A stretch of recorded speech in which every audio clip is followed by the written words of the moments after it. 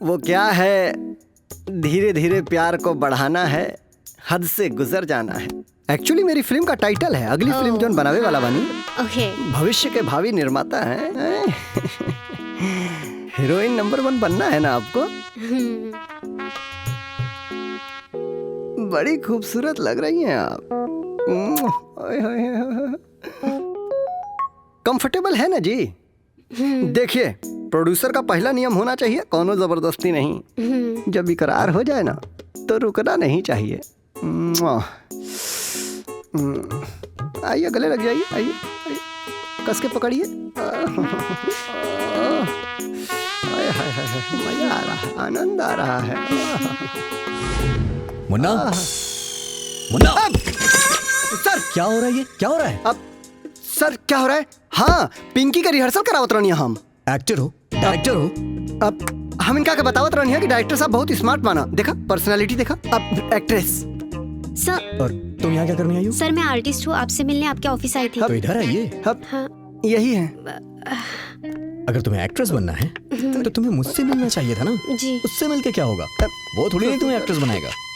एक नंबर का घटिया आदमी है। ससुर हमार दाल ना गले देला, शराब देता नहीं, एकरा अंदर कीड़ा परी मर्दवा देखे जाता लोग। जा। हाँ बेबी, एक बात कहूँ? ये फिल्म सिर्फ तुम्हारे लिए बना रहा हूँ, सिर्फ तुम्हारे लिए। और ये फिल्म जब पर्दे पे आएगी ना तो भोजपुरी की सारी हीरोइंस फीकी पड़ जाएंगी तुम्हारे आगे। Yes baby. सर! अरे मुन्ना, कितनी बार बोला नॉक करके आया कर यार। अब सर हम तो नॉक करबे कहीं, लेकिन रहुआ कहीं और नॉक करत रहनी है। अब वही पूछे के रहला कि कल क बजे लगावे के बा? क्या लगाना है? अब कॉल टाइम पूछत रहनी है सर। कल शूटिंग के कॉल टाइम क बजे लगावे के बाटे? जब लगाना है तब लगा दे। मुझे अब मतलब मुझे तो सीन समझाने दे। अब सर ठीक बाटे, रहुआ लगाई, हम कॉल टाइम काल के हिसाब से लगाई ले। जॉब ये भी ना। हाँ तो डार्लिंग, मैं कहा था हाँ कि मैं ये जो फिल्म बना रहा हूँ ना सिर्फ तुम्हारे लिए। अच्छे अच्छे शॉट्स लगाऊंगा, तुम भी खुश हो जाओगी शॉट देख के। Come on baby.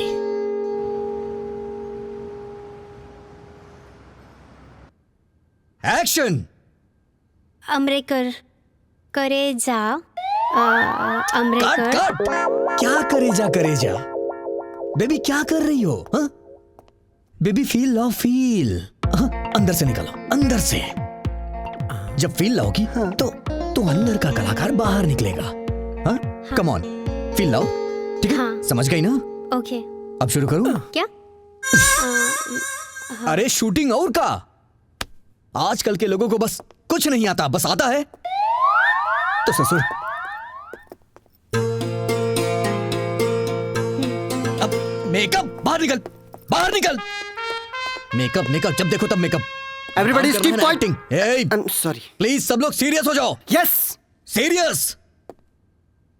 Camera roll, rolling, action. हमरे करेजा, हमको अपने दिल में बसा लीजिए। काट काट।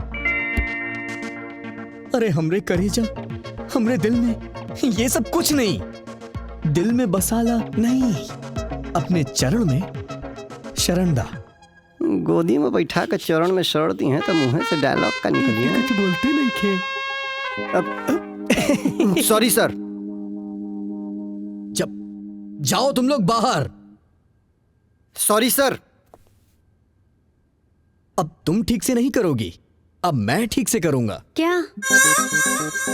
रिहर्सल और क्या। आप ऐसा करिए, आज रात को हमारे फ्लैट पे आइए, हम रात भर आपके साथ रिहर्सल करेंगे, फिर आप दिन में गर्दा गर्दा उड़ाइए। ओके, पैक अप।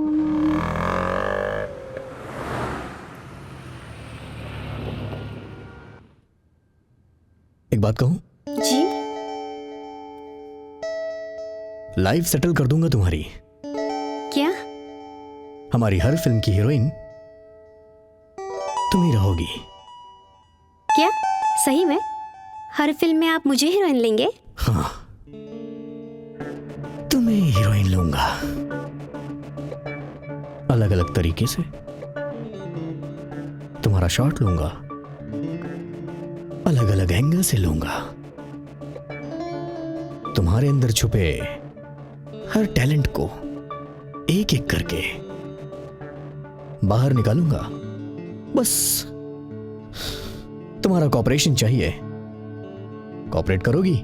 हाँ। तो फिर देर किस बात की, चलो शुरू हो जाओ। एक्शन तो बोलिए डायरेक्टर साहब। वाह, एक्शन।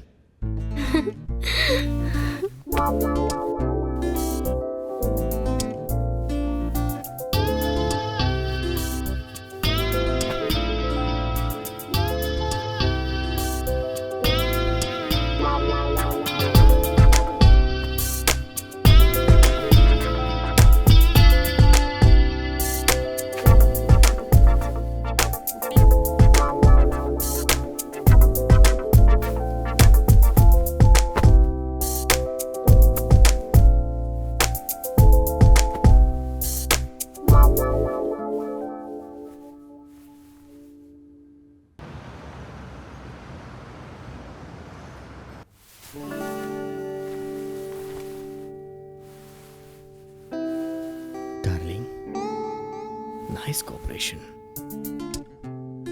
एक बात कहूं, तुम्हें इंडस्ट्री की नंबर 1 हीरोइन बनने से अब कोई नहीं रोक सकता। नाइस।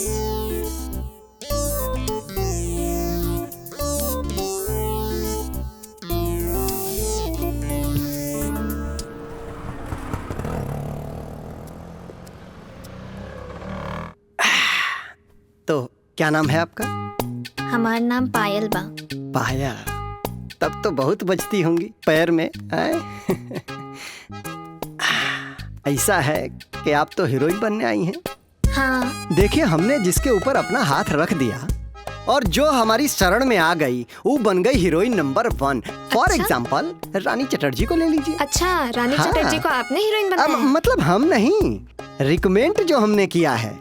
जानती हैं, मोनालिसा से लेकर मधुबाला तक जितनी भी हीरोइनें बनी हैं, कहीं ना कहीं मुन्ना का हाथ पैर उसमें जरूर रहा है। आपको भी हीरोइन बना देंगे, और सुनिए, 1 नंबर की टॉप हीरोइन बना देंगे। थोड़ा बॉडी टर्न कीजिए तो हमारी तरफ, आपको एक ठो जादू दिखाते हैं। आंख बंद कीजिए। सही कहते थे तुम्हारे बारे में। अब 1 नंबर के घटिया इंसान हो। अब जा रही हूँ शिकायत करने अरे तुम्हारे बहन डायरेक्टर से। बहन बहन बहन बहन, अरे तुम तो बेवकूफ बन गई। हम तो तुम्हारा ऑडिशन ले रहे थे, कॉन्फिडेंस लेवल चेक कर रहे थे। हाँ, लेकिन तुमको कसम है, तुम्हारा कोई भाई होगा ना, तुमको तुम्हारा भाई का कसम है, शिकायत मत करना। पापी पेट का सवाल है, रोजी रोटी का सवाल है। अगली बार से ऐसा नहीं होना हाँ, चाहिए। पक्का नहीं करेंगे। मुन्ना, ये मुन्ना, अब डायरेक्टर साहब को पता चले तो के मार दी है। अब चुप रहो ना। जब ऐसा लड़की देख रही मर्दवा, हमरा से कंट्रोल ना हो। अरे तो शादी कर ले। शादी कहाँ से कली मर्दवा, कोनो लड़की रखल बिया कि बिया कली। अरे चल बाबा चल। अरे तो ऑफिस से ही जा भाई। बहुत बुलाता रे, बहुत बुलाता रे। बॉस आ गई ना। चल। वाह, क्या सीन है, सुपर्ब। जब ये सीन शूट होगा ना, तो मिजाज गजगजा जाएगा। बस ये सीन बेबी के दिमाग में घुसना चाहिए। ढुके सर। आओ आओ मुन्ना, आओ आओ। ये बताओ जी, कल की शूटिंग की पूरी तैयारी हो गई? सर तैयारी एकदम फर्स्ट क्लास का हो गई बाटे। अरे हम तो ड्रेस व्रेस नपवा के सब तैयार कर दिले बानी। Very good very good. एक काम करो जी, ये स्क्रिप्ट लो और इसकी 4 कॉपी करवा दो। ठीक बा सर। सर, हाँ एगो बात कहे कर रहा। हाँ, बोलो बोलो। गांव से चाचा के फोन आइला, ब्याह तय हो गइल बा हमार, त गाँव में जाए के बाद। अरे वाह, ये तो बहुत खुशी की बात है, जी। है ना? लेकिन पहले शूटिंग कर लेते हैं, फिर गांव चले जाना। अरे सर, रउआ शूटिंग में तो काफी लंबा टाइम न लगी सर। मतलब ब्याह की बहुत जल्दी है मुन्ना तुमको? हाँ चलो ठीक है, लेकिन पहले काम जरूरी है, ठीक है? पहले काम कर लो, शूटिंग खत्म, ब्याह शुरू। जाओ। ठीक इसकी बा फोटो सर, करो। बुझाता रहुआ हमरा के आराम ना दे सर। जानू, मैं तुम्हारे लिए जान भी दे सकती हूँ। तुम एक बार बोलो तो। वाह, कट, अमेजिंग। क्या डायलॉग बोला है तुमने, लव यू लव यू। ऐसे ही काम करती रहो, एक दिन नंबर 1 हीरोइन बना दूंगा। ड्रेस। जी sir. Come. Very good. Makeup. हाँ सर। इसका ऑल्ट्रेशन करवाओ और मैडम का मेकअप कर दो, हाँ। ठीक है? अच्छे से मेकअप आई मैडम, करवाओ। आई हाँ? मैडम। चलो जाओ। कैसे हैं सर? चलेला कबो कबो। राउर महिमा अपरंपार बा। ए लड़की के हीरोइन नंबर 1 तो बनाइए के छोड़बो, ई तो पक्का बा। अरे कुछ भी बोलता है यार। अबे इस लड़की में वो क्वालिटी नहीं है यार कि नंबर 1 हीरोइन बना दूं। अच्छा अब राउर महिमा रहुआ जानी। हम तो छोट मोट आदमी हैं। हम तो ई कहता नहीं महाराज रहुआ आदमी ना है। अबे आदमी नहीं हूं मतलब? अब मतलब रहुआ देवता है प्रभु, साक्षात पृथ्वी पर देवता। चल बहुत हो गया, तेल मत लगा, काम की बात बता। ऐसन बाटे कि चाचा तो हमार बियाह तय कर दल बना। अब रोज फोन पर फोन आवता। अच्छा। अब रहुआ छुट्टी नहीं तो हम गांव जाके बियाह के सुहाग रात मना के बच्चा पैदा कर लें। लइकवा हो जी से तो दुआ दी से रहुआ के। ठीक है, एक काम कर, एगोरी ले ली। एगो गांव जा और शादी करके वापस आ जा। ठीक। सुन सुन सुन, लेकिन वापस आएगा तो बीवी को कहाँ रखेगा बे? अरे महाराज मीरा रोड में हमारे को फ्लैट बा ना, हाँ किराएदार के दिल बनी। अब मेहरारू के लेके आई तो किराएदार के निकाल, वही के अपन आशियाना बनाई। वाह बेटा वाह, हाँ? अपना फ्लैट किराए पे दिए हो और मेरी ऑफिस में अपना आशियाना बनाए हो। बड़ा होशियार हो, हाँ? देखी महाराज ये कुल रहुए से हम सिखले हैं। सुनी एक बात और बताई। हाँ बोलो। ये जन हमारे मीरा रोड वाला फ्लैट बा ना, ये रौरी पिछली फिल्म के कमाई है। वाह बेटा वाह, हाँ? लगे रहो। ठीक तो हम जाई सर? हाँ जाओ। ठीक वह जाता नहीं। का हाल बा मुन्ना? आज के शूटिंग तो हो गई। अरे शूटिंग का भइल यार, जबले ही डायरेक्टर प्रोड्यूसर के कंगाल ना बना ले ना तबले ही मानी ना ही। अरे छोड़ा मर्दवा, तोहार का जात बा, बिल बनौले जा और माल कमौले जा। सही कहा था चाचा, इतनी रात के। हेलो, हाँ प्रणाम चा। हाँ हाँ अब हाँ ठीक बा काल सवेरे आवा तनी, गोड़ ला तनी। कहा भइल मुन्ना, कोनो इमरजेंसी बा का हो? हाँ यार, हमरा लाइफ के सबसे बड़का इमरजेंसी बा। हाँ हमार चाचा हमार बियाह तय कर दिलन। अब माई बाप तबाना हमरा लगे, जौन बाड़न तौन चाचे बाड़न। अब समझ ल कि हमार बियाह हो जाए तो ओकरे बाद से लाइफ सेट हो जाए। चलो बुलावा आया है, चाचा ने बुलाया है।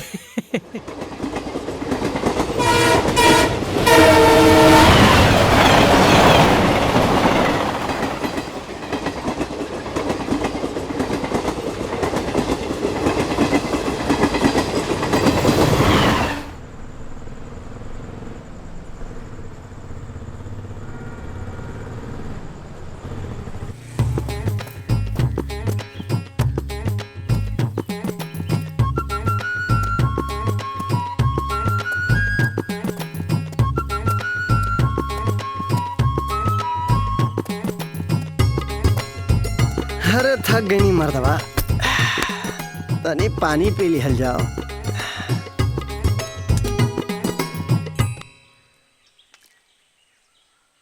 मुन्ना बाबू पहुंच गईला अपना गाँवे। ई कौनो ससुरा दूर दूर तक लौकते नहीं खासा।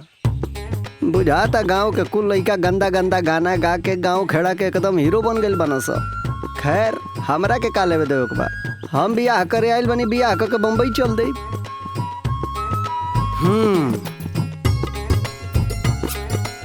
चलो हे मन।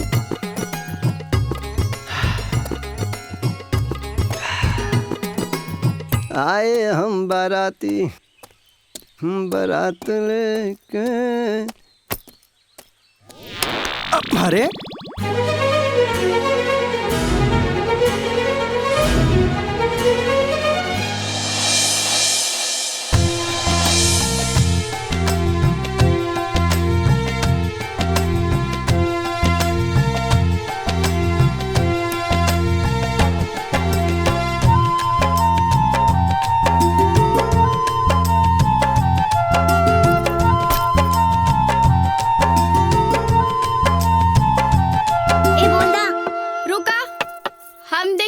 नहीं।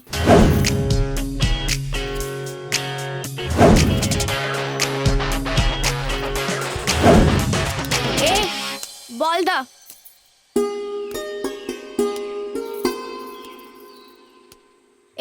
बॉल लावा, ऐसे का देखा तारा? अपनी आप के फीमेल तेंदुलकर समझा तड़का। ई छोट छोट लइकन के संगे क्रिकेट खेल के कुछ ना होई, बुझाइल? एक बेर हमरा साथे खेला, अगर हमरा के आउट कर देलू तो हम हार मान जाए, और अगर ना आउट कर पौलू तो प्रॉमिस करा क्रिकेट खेलल छोड़ देबू। तू हु सुन ला, पहला बॉल पे अगर आउट ना कईनी ना तो हमार नाम भी मधु ना। अगर तो आ रहे कड़ी ना निकलनी, हमारो नाम मुन्ना ना। पता ना कहाँ कहाँ से आ जाला।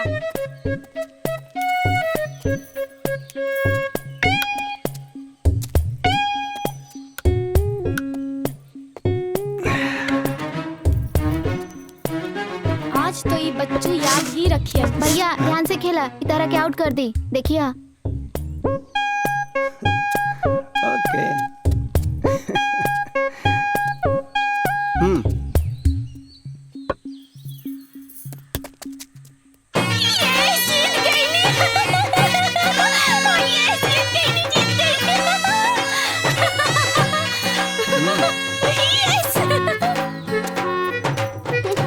अरे मैडम, तू तो हमरा के एक के बॉल में आउट कर दलू हैं?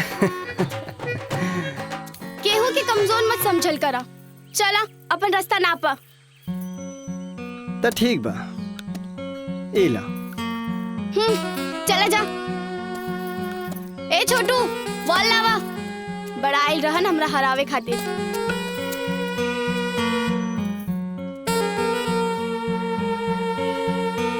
ए चला बॉल फेंका।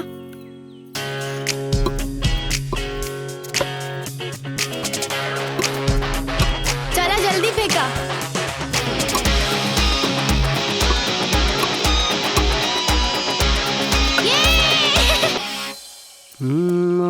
हम बराती।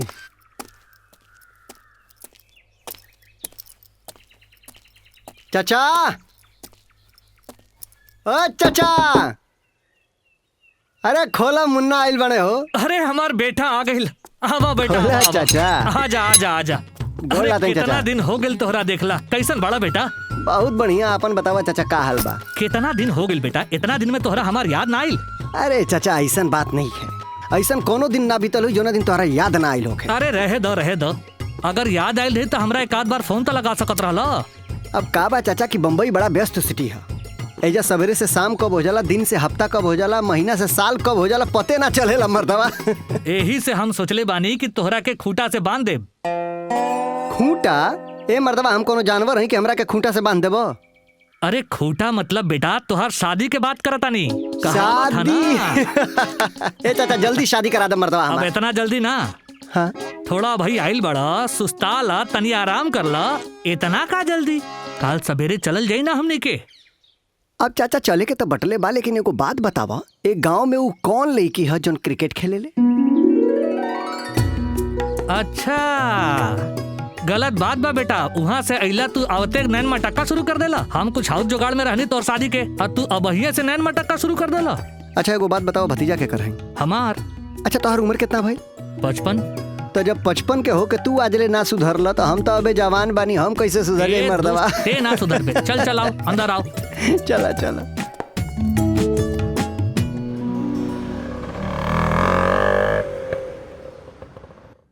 ए सिला, तू एहजा सही समय पे आ गए बाड़ू, और हम तोहरा से बहुत प्यार करेला। यकीन करा हमार। अब तू ही बोला, का इरादा बा? वैसे सर, मैं मुंबई में हीरोइन बनने आई हूँ और ये मौका मैं हाथ से जाने नहीं दूंगी। अब आप मिल गए हो तो मैं आपका पूरा समय चाहती हूँ। 24 घंटा? हम तोरा के 24 घंटा समय देब, या तो पेपर पे लिखा ला हमरा से। तोरा के स्टार जरूर बनाए। डायरेक्टर इतना खड़ूस है, उसे कैसे समझाऊंगी? तू टेंशन ना ला, उनका से हम बात करें। ओह, थैंक यू सर। एक बात बोलूं?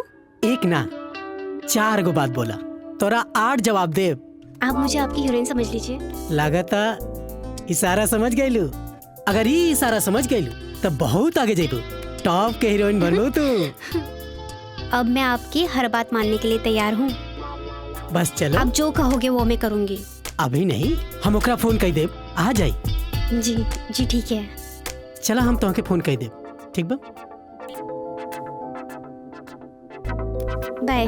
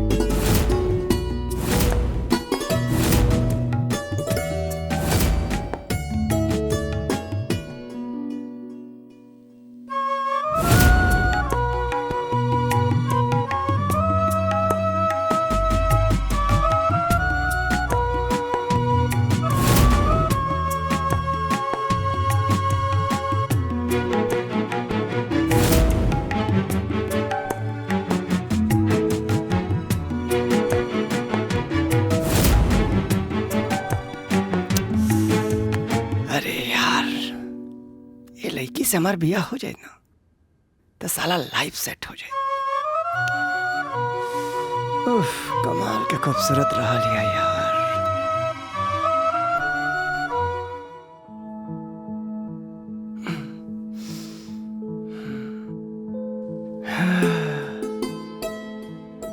उफ, कहाँ रहनी है, कहाँ चली आई नहीं बुझाता। अब चाचा से बात करके रिश्ता फिक्स करावे के पड़ी।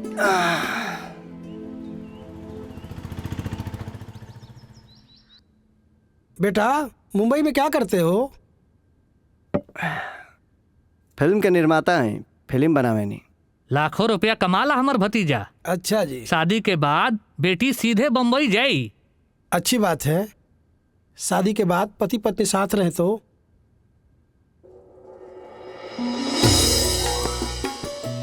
लो मधु बेटी भी आ गई।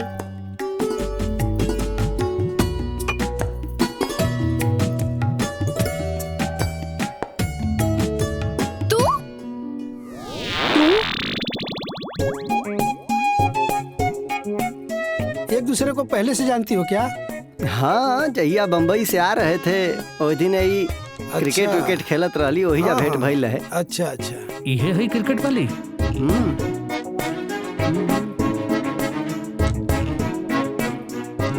लड़की पसंद भी है भाई। हमारे भतीजा को तो लड़की पसंद है। अब रउआ पूछ ली इनका से। लड़का पसंद है बेटा? बेटी शर्मा गई। हमारी तरफ से रिश्ता पक्का है।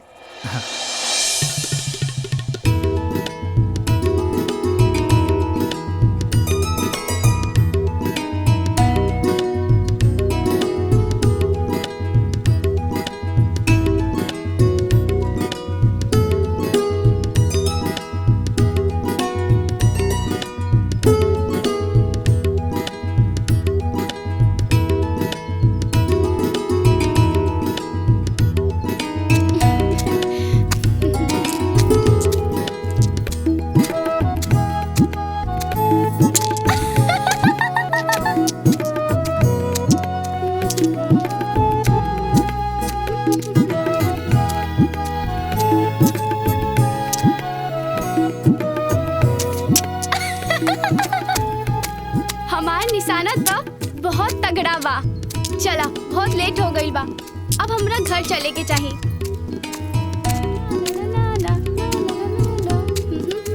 अरे मधु तू कैसन बाड़ू? अरे तू, हम तो ठीक बानी, तू अपन बतावा। अरे वो सब छोड़ा, एगो बात पूछी? एगो काहे 10 गो पूछा। सुने में आयल कि तुहार शादी तय हो गई और लागत कि भगवान तुहार जल्दी सुन लेलन। हाँ, जोन तू सुन ले बारू ठीक ही सुन ले बारू, बाकी देखा सब भगवान के हाथ में बा। चला आज खेले में बहुत लेट हो गई बा, पता बा माई घर पे इंतजार करत होई, हम जात बानी, बाय। अरे रुका रुका, का भइल? बड़ा भागे भागे में जल्दी करत अड़ू, अभी शादी नहीं के भइल तो ई हाल बा, और जब शादी हो जाए तो का करबू? कोनो मन के मीत मिल गल बा का? तोहरा तो हमेशा मजाक ही सूझेला, समय के अनुसार जोन हो जाला ना वो ठीक ही होला, और समय के का भरोसा बा, इंसान के कहां से कहां पहुंचा दी। ये बात तो ठीक बा। अच्छा एक बात बताओ। हाँ बोला। तू नैहर से ससुराल जेबू तो का करबू? और तुहार होखे वाला पति से कैसन कैसन बात करबू? एक बात ध्यान दिया, प्यार के धुन में सुबह से शाम मत कर दिया। ई तू का बोलत बाड़ू, हमरा के कुछ समझ में नहीं के आवत। हम ई कहत बानी कि शादी के बाद का होई? शादी के बाद सास ससुर के आदर और पति के देखभाल और ई काम हमरा ठीक से आवेला। और तू ढेर मत बतियावा, हमरा बहुत लेट होता, माँ इंतजार करत होई। चल हटा। हाँ। पता नहीं कब बचपना जाई।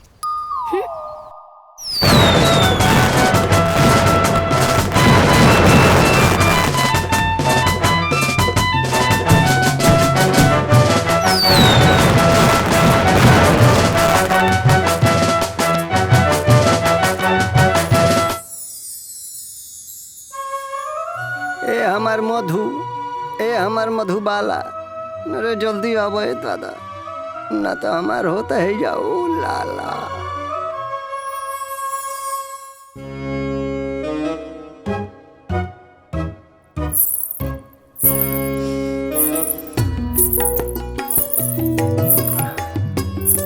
ई का करे तरह बोरा गइल बाड़ा का? अब का ई तकिया फाड़ देबा? मधु, आज हमनी के सुहाग रात है और तोहरा के मालूम बा सुहाग रात की रातें मर्द मेहरारू का करेला?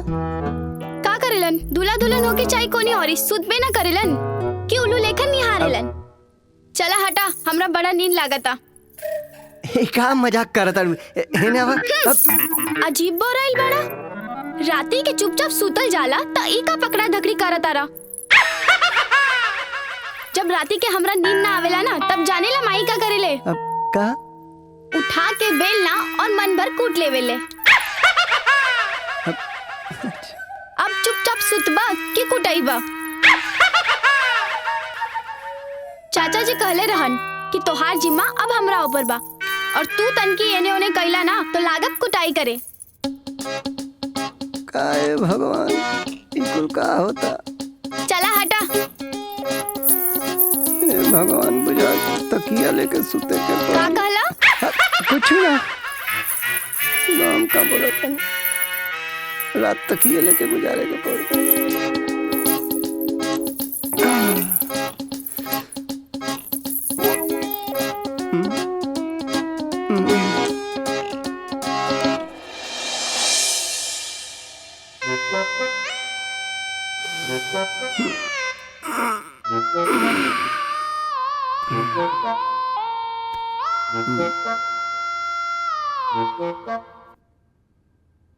मधु, ए मधु, अरे सवेरे सवेरे कहाँ चल गेल दादा? खैर गइल तो बढ़िया भइल। माने ऐसा कौन पगलेट मेहरारू होई जौन सुहाग रात की रातें अपना पति के सामने मेलन लेके आवत होई? का भगवान, यही बनच्चर के बनोला हमरा खातिर, लेकिन ठीक कैला हा। हम ही ससुर धधाई लनी, बियाह करब बियाह करब बियाह करब। बहुत बढ़िया सजा देले बड़ा हमरा के। कहाँ बिया तनी देखल जाओ।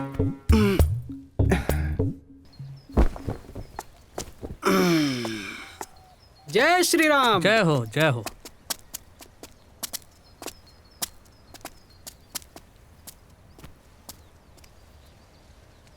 अरे बेटा मुन्ना, रात कैसन गुजरल? कैसी रात गुजरी? अरे हमार किस्मत खराब रहला, कैसन बनगाए मेहरारू मिलल भी हमरा के। भगवान कोनो बहुत बड़ा गुनाह के सजा दिल बना हमरा के।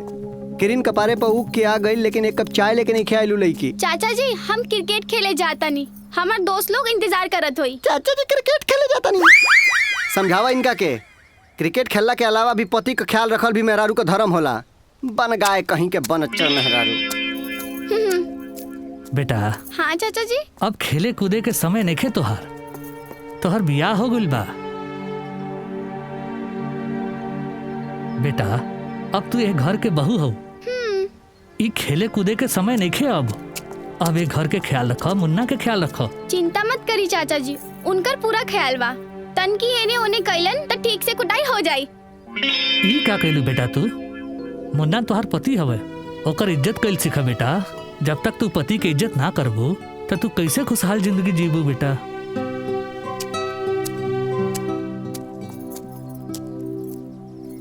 हमसे का गलती भइल? हम तो कुछ करबे ही ना कहीं।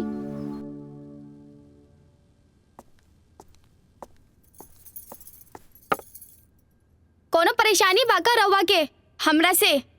अरे हम तो कोनो जबरदस्ती ना कैले रहनी बियाह करे खातिर। अगर बियाह ना करे के रहे तो मना कर देती। अरे चुप, उल्टा चोर कोतवाल के डांटे। जौन बात हमरा के कहे के चाही तू हमरा से कह तड़ू। खैर का भाई? चाचा जी से हमार शिकायत काहे कही नहीं? पता बा हमरा के कितना डांटत रहन, हमका तोर इज्जत ना करे नी। अरे तू कितना इज्जत करेलू, कल राती के हमके बुझा गइल। सुहाग राती की राते बेलना लेके डरवा के हमरा के सुता देलू, सब बुझा गइल हमके। तो का करती? पता ना कौन मिर्गी चढ़ल रहे, बैठ के तकिया फाड़त रही। बैठ के तकिया फाड़? हाँ मिली कब आइलू? और ये बतावा शादी में काहे ना आइलू? अरे बाबा 1 मिनट, हमार प्रोग्राम रहे छपरा में, ता उही बिजी रहनी हा, आ जाई ता आई नहीं हा। अच्छा बता, और जीजा जी से काहे लड़ाई होता? पता बा कल राती के का अरे भइल? कल राती के का भइल? ओके लेवे देवे के का बटे? रात गइल बात गइल। अब खैर ई के है? जब हम तोहरा के जीजा कहनी हा, तब हम तोहार का बहनी साली। तब फिर वैसे हमार नाम मिली हा, और हम मधु के बचपन की सहेली बानी। हाँ चलो बहुत बढ़िया भइल कि तोहरा जैसन सहेली भी बाड़ी इनका लगे। ना तो अभी तक इनकी सहेला लोगन में हम बाले गोपाल के देखले रानी है। खैर तो लोग बैठ के बात करो जा, हम आवा तानी। बाय जीजा जी।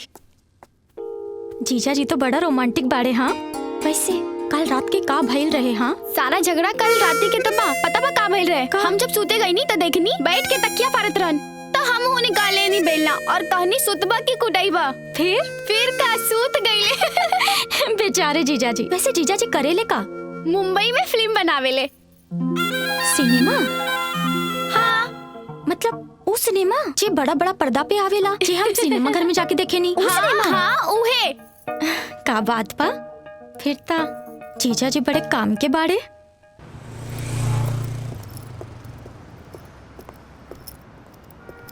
मुन्ना भैया अभी तक लेना आइले, और जब भी वो घर जाले ना 6 महीना साल भर घरे रह के आवेलन।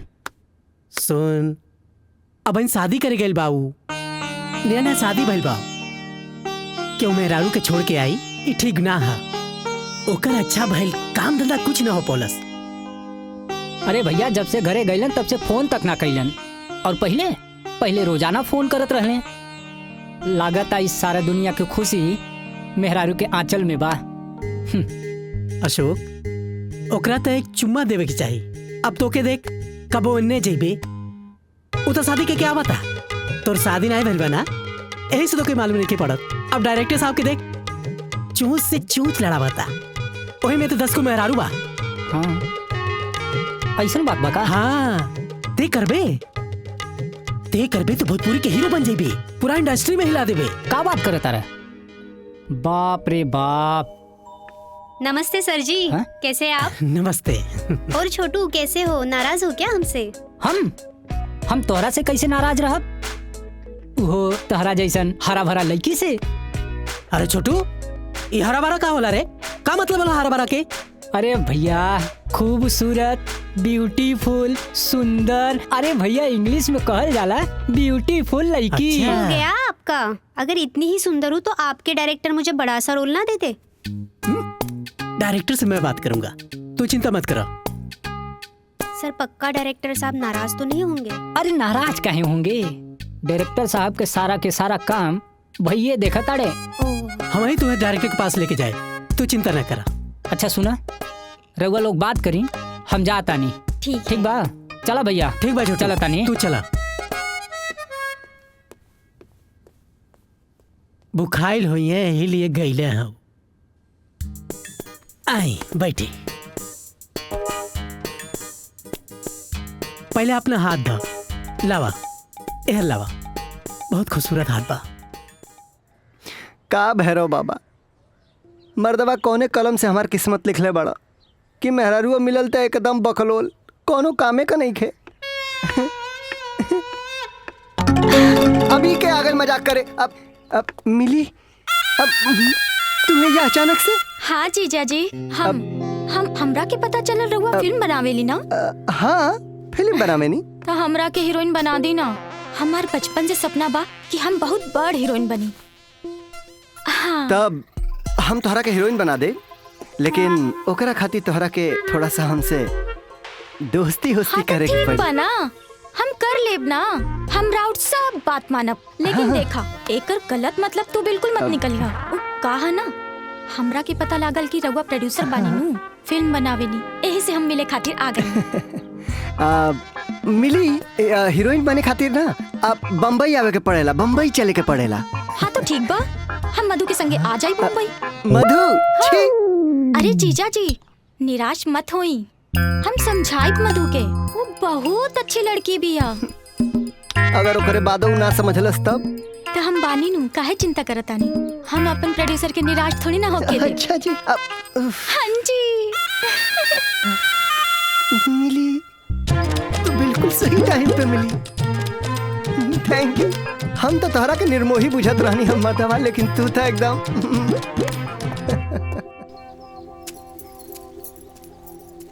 पूजा तू एजा? अरे हम तुम्हारे बारे में सोचत रहने, आओ बैठा ना।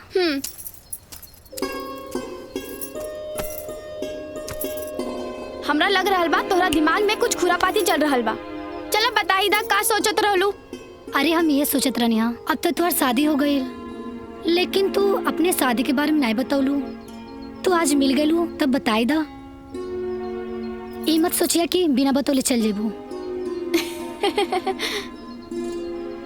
अच्छा ये बतावा कैसे कैसे भइल पिया से प्यार? प्यार के तो सुख खूब पौलू तू। सुख दुख तो जीवन के साथी होला, और औरत के दूसरा घर ओकर ससुराल ही होला। अरे हम तोरा से तो इशारे में पूछत रहनी और तू समझ लू नहीं। का पूछे के चाहता रू? पूछा। अच्छा ये बात बताओ, पहले रात कैसन कटल? सुहाग रात के दिन कुछ मिलल कि नहीं? वो बड़ा जिद कैले रहन सुहाग रात वाला दिन, हमरा के तो तंग करके रख देलन, रात भर हमरा सोते ना देलन। बता बता आगे का भइल? बोला। फिर का भइल? हम तो चिल्ला के कहनी कि चुपचाप से सूत जा, ना तो ठीक ना होई तोरा। पकड़ा धकड़ी करत रहन हमरा के, हम कहनी कि पकड़ा धकड़ी मत करा, चुपचाप सूत जा, तो उधर मुंह करके सूत गई और हम इधर मुंह करके सूत गई नहीं। बेचारा के मेहनत पे तो पानी फेर देलू। मतलब हमरा समझ में ना आई। अरे हम तो सुन ले रहनी कि पति की इज्जत करे के चाहिए, पति तो परमेश्वर होला ना। हम तो करनी, तो इमे पानी फेरे वाला कौन बात बा? का बात कहलू, दिल खुश हो गल हमार। काहे हम कुछ गलत कहनी का? ना मधु तू एकदम ठीक कहलू। हर औरत के मन में अपने पति खातिर इज्जत होके के चाहिए और अपने पति के परमेश्वर माने के चाहिए। हाँ हम अपन पति के बहुत इज्जत करेनी और परमेश्वर भी मानेनी। चला ढेर बात हो गई, चाचा जी के खाना भी देवे के बा, हम जाता नहीं, ठीक बा?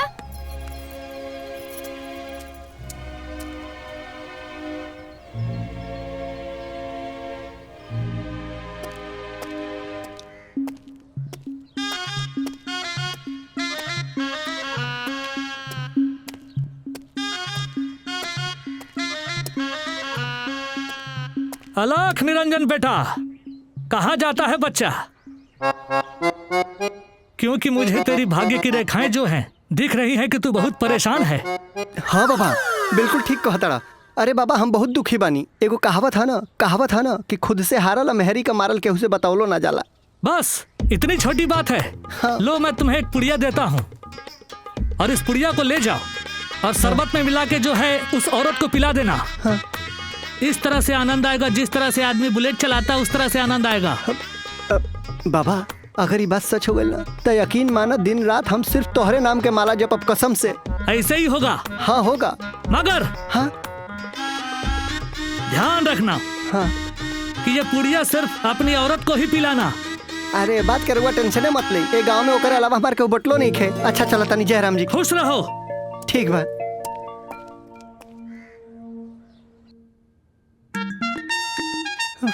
बेटा मुन्ना आज से बढ़िया टाइम ना मिली, चाचा भी घरे नहीं खा। हाय बाबा जी के बूटी अगर आज काम को गई तो तोहार भाग जग जाइए बाबू।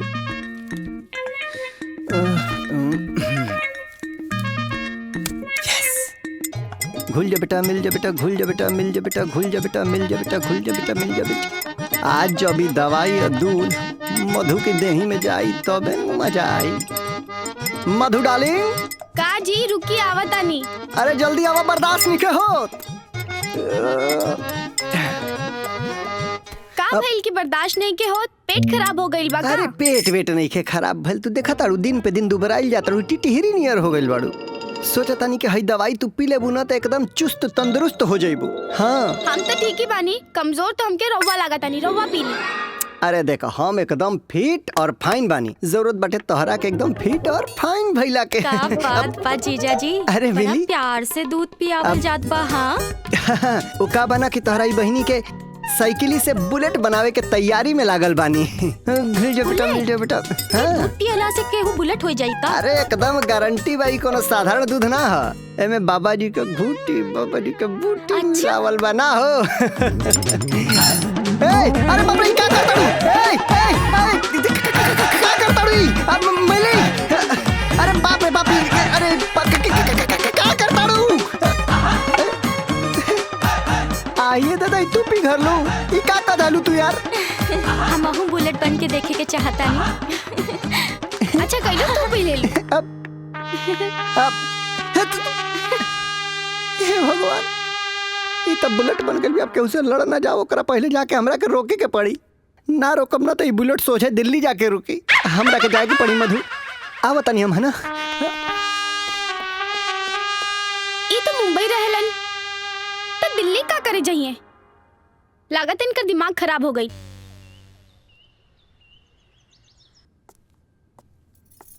चाचा जी दूध पी ली। अरे आवो बेटी आवो, बैठा बेटा। और कैसन बाड़ू? ठीक बा बेटा, हम ये कहत रहनी हाँ हाँ कि मुन्ना के थोड़ा ख्याल रखल करो, थोड़ा समय दिहल करा बेटा ओकरा।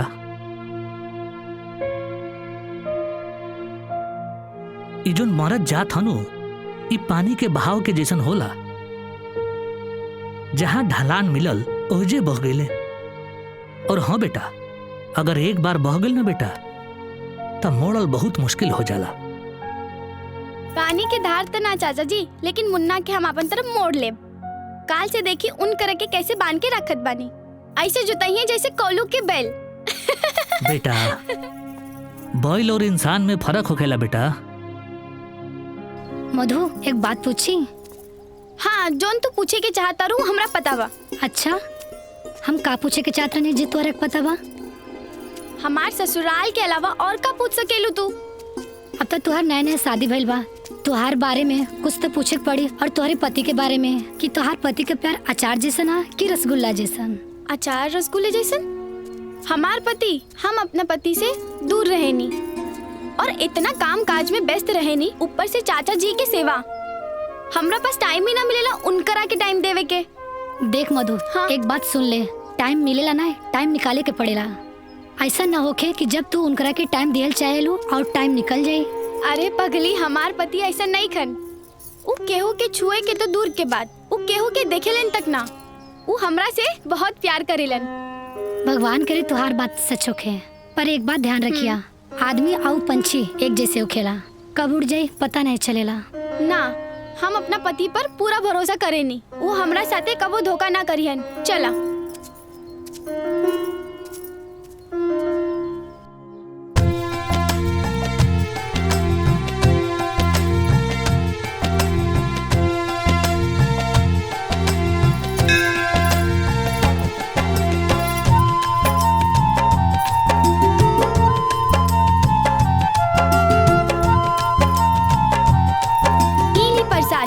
और रउआ एजा रुकी, हम फूल वाला के पैसा दे के आवत बानी।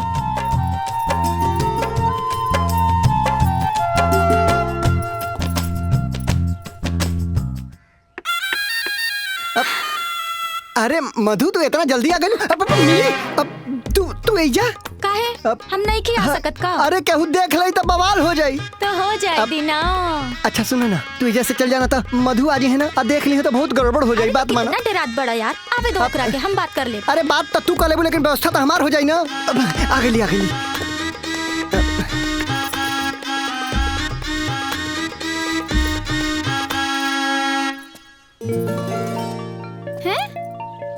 एने ओने का देखत बानी रवा? केहू आइल बा का? अरे ना, अब तोहरा रहते हुरी केहू आ सकेला का? हम तो बस तोहरे के दिखत रानी है। आजकल तोहर ध्यान बड़ा एने ओने भटकता। जब एने ओने देखे के रहे तब बिया काहे कइला? अरे कैसन बात करता डू, हम तो बस तोहरे से प्यार करेली। अरे सुना था, अब एकरा के कहल जाला है भैया कि 2 नाव पे चढ़ना और जी फाड़ के मरना।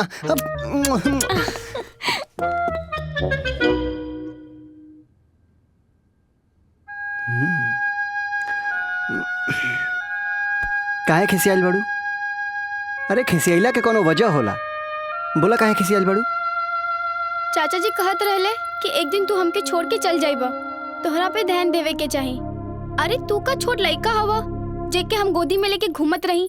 अब देखा आज तो के मंदिर लेके गई नी, तू लगला एने ओने झांके। ओहो, इस सगरो आग लगावल हमारे चाचा के हा।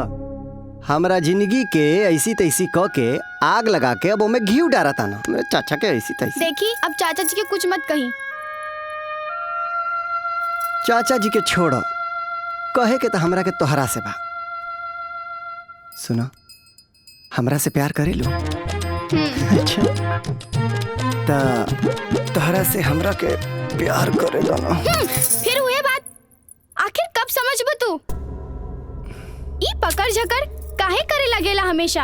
हमरा के ई सब बिल्कुल पसंद नहीं के। चुप यार, मैं पकड़ा पकड़ी थोड़ी होला।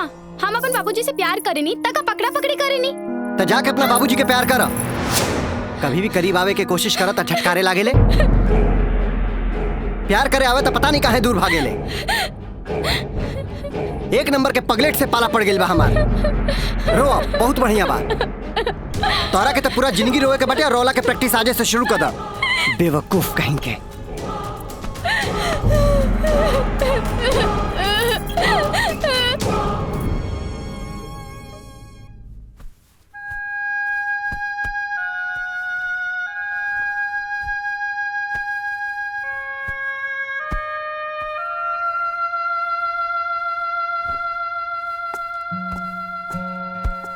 कहाँ जात बनी? बम्बई जाता नहीं। अभी अचानक? अर्जेंट फोन आई लाला। हमके बताई नहीं ना। खैर छोड़ी, हमू कपड़ा बांध लेत बानी और रास्ता के खाना भी बांध लेत बानी। मधु, बम्बई हम अकेले जाता नहीं, तू नहीं खो जात। काहे? अब हर बात तोहरा के बतावल जरूरी बाटे का? काहे? बेटा, जरूरी नहीं है कि हर बात बतावल जाओ, लेकिन हमरा तो बता सकेला कि मधु काहे नहीं जात। वो चाचा, मधु तो हर पतो ही तो बन गई बड़ी, लेकिन हमार बीबी अभी तक नहीं बनल। जहिया हमार बीबी बन जाए तहिया हम इनके बुला ले। ठीक बा, रवा के जहाँ जाए के बाद जाई। जब रवा के हमार जरूरत नहीं है तो हम हो रवा बिना रह सकीले। चला ठीक बा, हम छोड़ देता नहीं। अब चलो।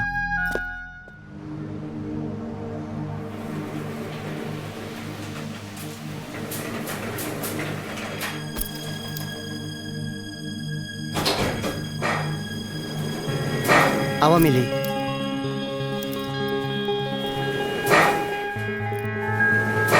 यह माया नगरी बंबई का हमार घर।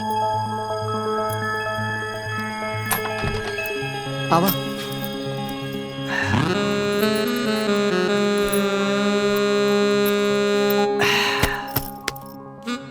ई रहल हमार शीश महल, 1 BHK बंबई में। 1 BHK? हाँ। ई का होला? 1 BHK जेमे एगो रूम होला, एगो हॉल होला, किचन, लैट्रिन, बाथरूम होला। खैर, कैसन लागल हमारी शीश महल? ठीक है बा, एगो हीरोइन के घर जैसन तो नहीं खे ना। एक तो बड़ महल जैसन होके के चाहिए। बड़ा बड़ा कमरा, सोफा, बड़ा बड़ा बेड, वैसन तो नहीं खे, पर काम चला ले, कौनो बात नहीं खे। चला हम फ्रेश होके आवतानी। फ्रेश होके आवतानी। बंबई में कदम रखते मैडम के झोपड़ी की जगह 1 BHK फ्लैट मिल गई बाटे, तो कहतड़ी एडजस्ट कर ले। अरे वो लोगन के करेजा से पूछा जो बंबई में आके झोपड़पट्टी में रहेला और डब्बा उठा के सुलभ शौचालय में जाके लाइन लगावेला। एडजस्ट कर ले। हे भगवान, अपने को क्या 1-1.5 घंटा हो गए बाथरूम में घुसले अबेले। मिली, अरे मिली। हाँ। अरे मक्खन जैसन दे के घिस घिस के नहलाइबू तो घिस जाई हो। अरे शांति रखा, आवतानी। अरे नइखे शांति हो, टेम्परेचर हाई होता, जल्दी आवा। आ जाना तो दे ठंडा जाइए भाई। घबरा जाइबा तो कौनो बात नहीं खे, हम बानी नू। अच्छा जी, आज तो हर बम्बई के पहला दिन है ना? बम्बई के पहला दिन त्योहार और हमार। आज तो तू बहुत सुंदर लगा था।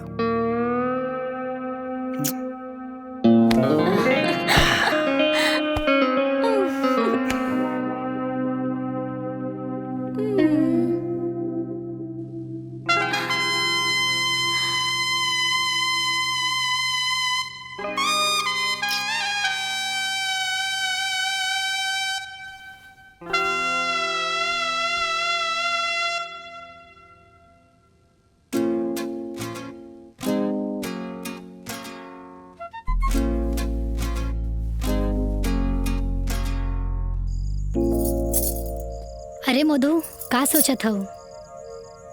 यह सोचत रहनी कि हमरा से कोनो गलती तो नहीं खे ना भइल, काहे से कि जब वो हमारे साथ रहलन तो हम उनकरा से हंस के बोलनी तक ना और उनकरा के टाइम भी ना देनी। लेकिन पता बा आज उनकर बहुत याद आवता। हम तो के यही समझावत रनिया, लेकिन तू कहाँ समझ लू हमार बात? तो के तो दिन भर काम ही काम दिखात रहा। अब तू ही बतावा हम का करी? तहार पति फिल्म लाइन में काम करेलन का? हाँ। और तो के पता है फिल्म लाइन में का होला? ना, तोहरा के पता बा का? ना, हमके पता नहीं खे, लेकिन हम सुनले हैं फिल्म लाइन में एगो लड़की आवेले ते एगो जाले। देखा, एकदम पहले से ही डरत रहनी और तू आके हमरा के और डरा देलू। देखा मधु, हम तोहरा के डरवावल नहीं चाहत, हम तो के बतावत तने जवन सुनले हैं उहे। लेकिन अब तू ही बतावा हम का करी? देखा मधु, फिल्म लाइन में एक से एक बढ़ के खूबसूरत लड़की आवेली और ऐसन कोनो पति नहीं खे जवन बिना पत्नी के प्यार पौले ना रह सकेलन। लागत है कि तुहार पति कोनो लड़की के चक्कर में मुंबई में रहे लगलन।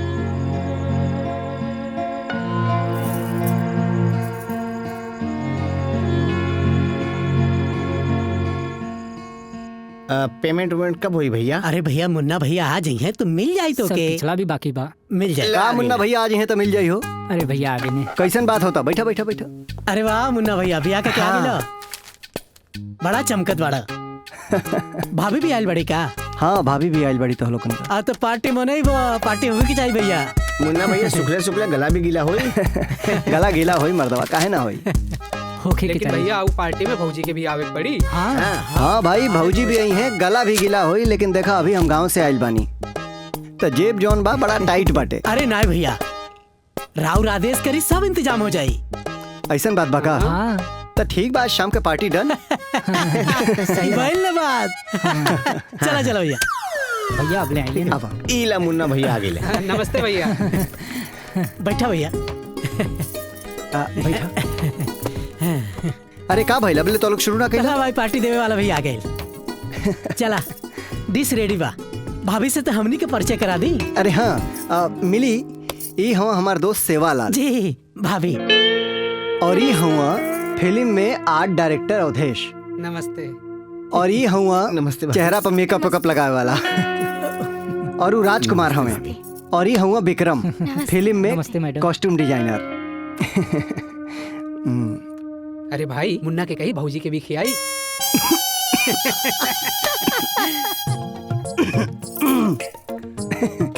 ये बहुत मजाक करेले। अच्छा, हम सब समझ गए नहीं। ये लाइन में इतना मजाक मस्ती चलेला, खाली बातें हो, खाना पीना भी कुछ होके के चाहिए। खा लो खा लो। ए भाई लोग चला खा निकाला भैया, बहुत स्वादिष्ट बना खा। हमारा फेवरेट, हमने के पार्टी खाते स्पेशल डिश मंगोले बने। ला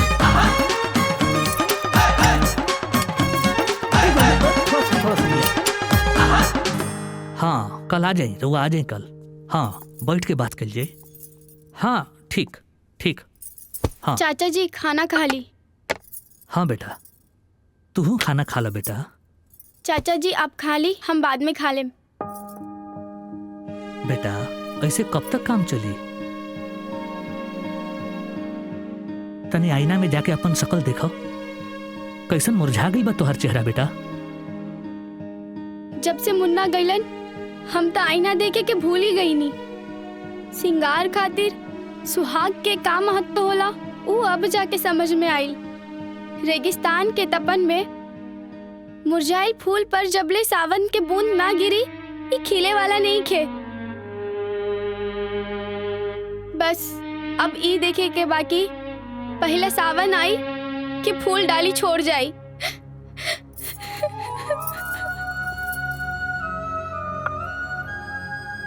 कहा खाना खाए, घर के माहौल ऐसा बाकी।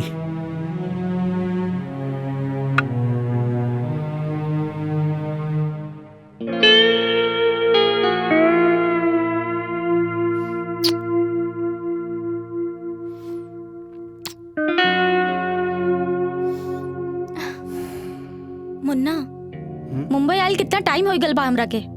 रोज हमरा से कहता रहा कि डायरेक्टर से मिलवाई, डायरेक्टर से मिलवाई। कितना टाइम हो गई, तू एक भी डायरेक्टर से आज तक हमरा के ना मिलवाइला। डायरेक्टर से मिलवला के कौन जरूरत बाटे? अरे हम खुदे प्रोड्यूसर बन के डायरेक्ट तोहरा के लॉन्च कर देब। तू पता ना कब प्रोड्यूसर बनबा, तू कब हमरा के लॉन्च करबा, तब तक तो हम बुढ़ा जाए।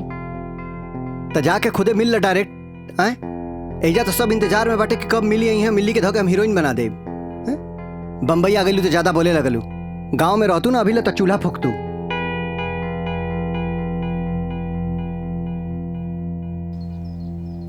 का बात बा पूजा, आज हमरा के मिले खातिर बुलाइले बाड़ू? तुहार बहुत याद आवत रहला, ऐसे बुलौनिया। तुहरा पता बा एगो तू ही तो बाड़ू कि अपन दिल के बात तो से कहे नहीं।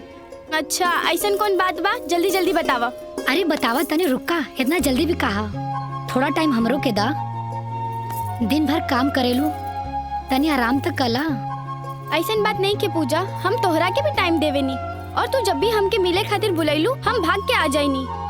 और रहल सवाल तो हमार आराम करे के, तो हम रात में कर लेवेली।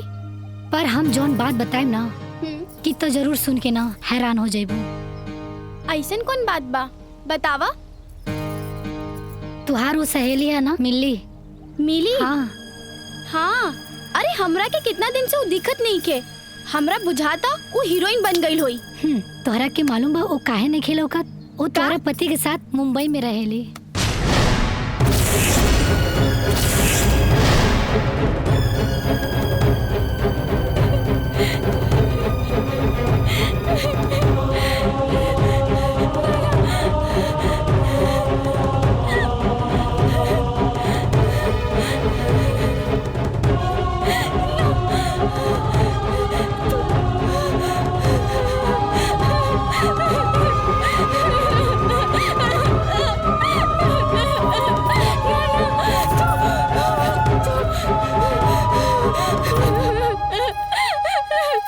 पूजा तू झूठ बोलत बाड़ू, झूठ बोलत बाड़ू ना पूजा।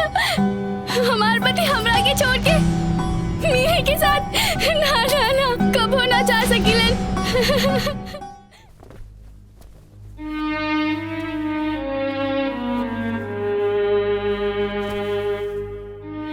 का बात बा बेटा, इतना गुमसुम काहे बैठल बाड़ू? चाचा जी का हम इतना बुरा बानी कि मुन्ना हमसे रूठ के चल गई ले? ऐसा नहीं बेटा, तू तो मुन्ना से बहुत अच्छा बाड़ू। वो गइल तो जायदा ना, तोहरा का पड़ल बा। जब वो तोहार फिकर नहीं करत तो तू ओकर फिक्र काहे करत रू? ठीक कहनी ना? ना चाचा जी, मुन्ना जब यहाँ रहलन हमके ठीक लागत रहे। अब तो हमके कोनो चीज में मन नहीं के लागत। कम से कम उनकर ऐसे लड़ाई तो कर लेते रहनी। बेटा हम जानता नहीं, और मुन्ना के भी तोहर याद आवत हुई, वो आ जाई जल्दी।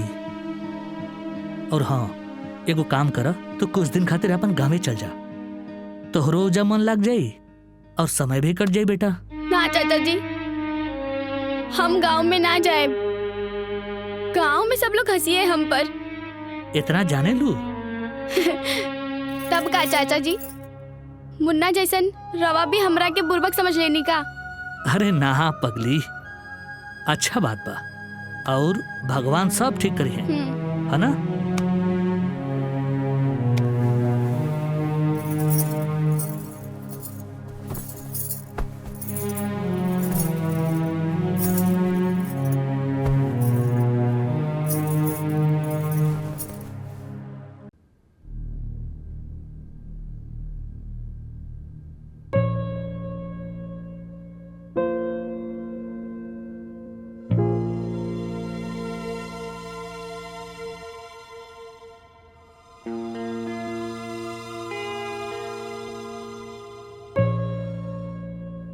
मुन्ना हमके छोड़ के कहीं चल गई ले।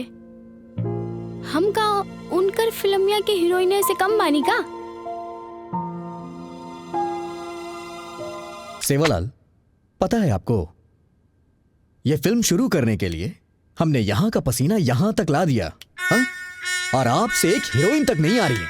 क्या हमारा बुरिया बिस्तर बंद जाए और हम चले जाए गाँव? ना सर, लड़की दावत बिया, लेकिन कहानी में इतना नग्नता बा कि सुनते ही भाग जात गया। सेवालाल, कहानी की डिमांड है। कहानी में ग्लैमर चाहिए, एक्सपोज चाहिए, पता है, तभी फिल्म हिट होगी। हाँ, एक काम करिए, ये काम आपसे होने वाला नहीं है। आप जाइए, हाँ, मुन्ना को भेज दीजिए। जी सर। अरे जाइए ना। ग्लैमर एक्सपोज के बिना फिल्म हिट मैं कम इन सर। यस, कम इन। आओ आओ आओ। हेलो सर। ओह, रहुआ हमरा क्या याद कहीं है? मुन्ना, तुम क्या हमारी गर्लफ्रेंड हो? हाँ, जो हम तुम्हें याद करेंगे? याद नहीं किए, बुलाए हैं। अब हाँ, मतलब काहे लिए बुलाए हैं सर? तुम लोग की प्रॉब्लम क्या है? हाँ? प्रोड्यूसर मैं खोजूं, हाँ? सारी सेटिंग मैं करूं, पैसे का जुगाड़ भी मैं करूं, हाँ? क्या हीरोइन की भी व्यवस्था हम ही करें? हाँ? अरे किस मर्ज की दवा हो तुम लोग यार? अरे सर रहुआ, अब सॉरी अब रहुआ टेंशन काहे के लेता नहीं, हम पूरा कोशिश में लगल बानी। अरे कोशिश की माँ सर क्या करता नहीं रहुआ? कोशिश में लगल बानी, लड़की की व्यवस्था भी हो जाई। हाँ, और कल हो जाए के चाहिए, याद रहे। याद बा सर। यस, हीरोइन की व्यवस्था हो जाए के चाहिए। श्योर, शूटिंग शुरू करने के पहले डन। और ब्यूटीफुल हीरोइन। सारी तैयारी हो गई? चलो ठीक है, कोई बात नहीं। जाके देखो किसका मिस कॉल आ रहा है। फोकस सही है। हाँ भाई, कोई दिक्कत नहीं है। हाँ, वो हो जाना चाहिए। दादा थोड़ा पानी लाना। हाँ लाया। हाँ, बिस्लेरी लाओ एक। हाँ ठीक। बिल्कुल टेंशन मत लीजिए, मुन्ना गया है, वो हीरोइन जरूर लेके आएगा। अरे मेरी फिल्म की सारी हीरोइनें वही लाता है। अच्छा। हाँ। मुन्ना सर सुनी ना, हीरोइनिया शूटिंग करे खातिर आवत रही, लेकिन बॉयफ्रेंड के संग भाग गई। अरे बॉयफ्रेंड के साथ भाग गई तो मैं क्या करूं? किसी को भी फोन कर। सर हमार गलती बा, आवत रही शूटिंग करे, बॉयफ्रेंड के संग भाग गई। तो अबे तुमने ही बोला था कल हीरोइन लाके खड़ा कर दूंगा। कहाँ हीरोइन? शॉट रेडी है। एक काम करता नहीं, हीरा यादव के फोन करता नहीं, बढ़िया कोऑर्डिनेटर, हम कुछ ना कुछ करिए। तू जा यार, जा, फोन कर, किसी को भी लेके आओ। ठीक बात है, ठीक बात। अरे वो लेके आएगा।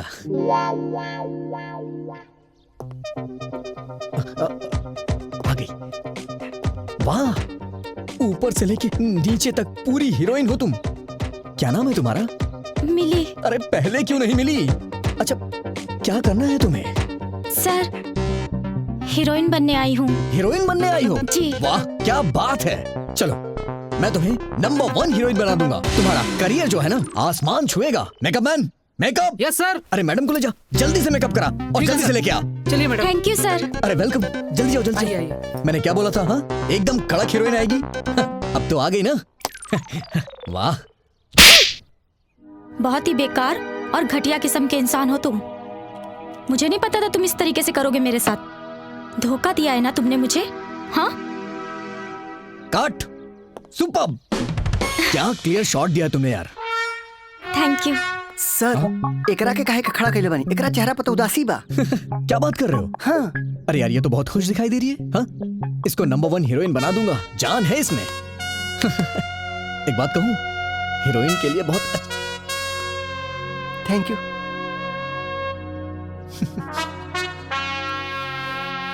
चल।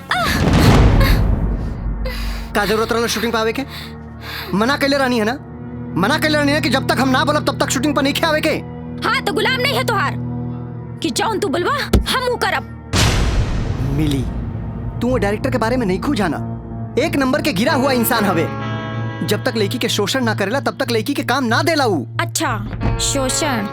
ता तू का करत रहला इतना दिन से हमरे साथे? हाँ ए मिली, तू हमरा साथे बम्बई आइल बाड़ू, हमरा घर में रहा ताड़ू, तो तोहरा के उहे करे के पड़ी जौन हम कहत। हम तोहार बीवी ना हई कि अपन हक जतावता रहा हमरा पर, ना कि हम ऊ मधु हई कि तोहार जास्ती बर्दाश्त करब। ए मिली, खबरदार। जे तू अपना जबान से हमरा मधु के नाम ले लू तो, अरे तू तो मधु के पैर के धूल के बराबर भी नहीं खू। आहा, बहुत प्यार आवता आज तो मधु पर। हाँ, तो हमरा के काहे ले आइला? हाँ, लेके आवे के चाहे नू उ गवार के। एक बार फिर से कहा था, अपना जवान से हमरा मधु के नाम मत ला। मधु हमारी इज्जत है, हमारा गुरूर है। ठीक बा, बिठा के रखा अपन गुरूर के अपन सर पर। हम जाता नहीं, लेकिन एक बात याद रखिया, तो हर सामने हम बन के दिखाई तोहरा हीरोइन नंबर 1।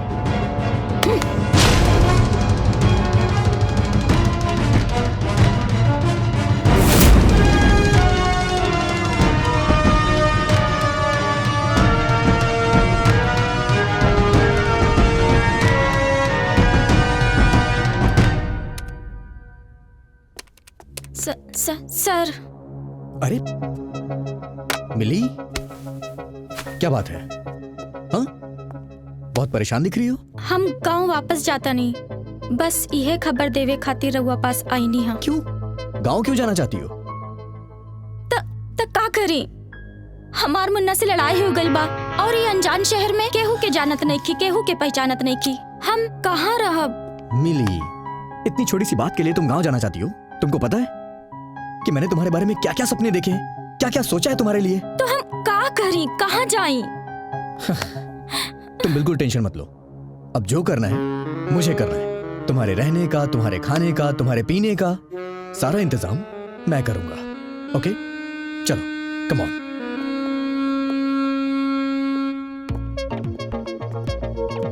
आओ मिली, बैठो, सिट, या सिट।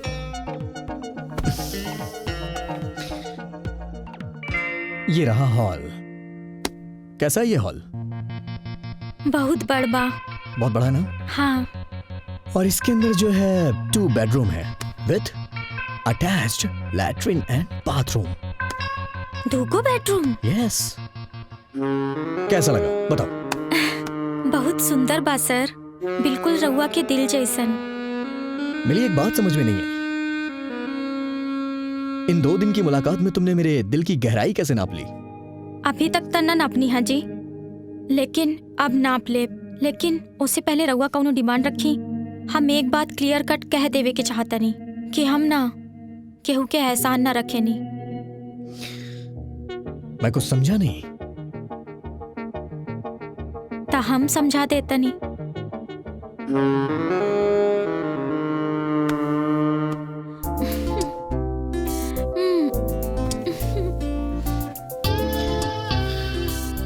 एक बात बोलूं, तुम बहुत परफेक्ट हो। ये सब किसने सिखाया तुम्हें? बस चल जाइबू, एक बात जान ला, हम ओकर एको बात नहीं सुने के चाहत। ओह शिट, नाराज क्यों हो रही हो तुम? अरे यार, मैं उसके बारे में बात नहीं कर रहा हूं। Forget it. चलो टैलेंट दिखाओ अपना। तुम्हारी हिम्मत कैसे हुई चलते शॉट में आने की? तुम्हारी वजह से ये पूरा शॉट खराब हो गया। प्रोडक्शन मैनेजर हो, हीरो बनने की कोशिश मत करो, अपनी औकात में रहो तुम। सॉरी सर, उकावा ने यहाँ मिली के परफॉर्मेंस करत देख के अपना आप पर काबू ना कर पाऊनी। आई एम सॉरी सर। जाए दी डायरेक्टर साहब, वैसे भी मुन्ना हमार पहला फैन है ही, इतना छूट तो बने के चाहिए। कहले रहनी ना, एक दिन हीरोइन बन के दिखाई। थोड़ा इंतजार करा, हीरोइन नंबर 1 भी बन के दिखाई। और तू ना खाली प्रोड्यूसर बने के सपना देखत रहिया। ज्यादा गुरूर इंसान के कहीं का ना छोड़ेला मिली। और तू? और घमंड ज्यादा दिन ना चलेला। बेवकूफी भाई तो हार। वैसे तू बंबई में हीरोइन बने आयल बड़ो और बन भी जेबो, पर एगो बात कहल चाहता नहीं, हीरोइन नंबर 1 ना बन पाइबो। Okay bye. चलो, ऑल द बेस्ट। चलो निकलो, बहुत हो गया। Get lost. सारा शॉट खराब कर दिया। मास्टर जी चलिए, अपना काम शुरू कीजिए। Keep it up, come on come on.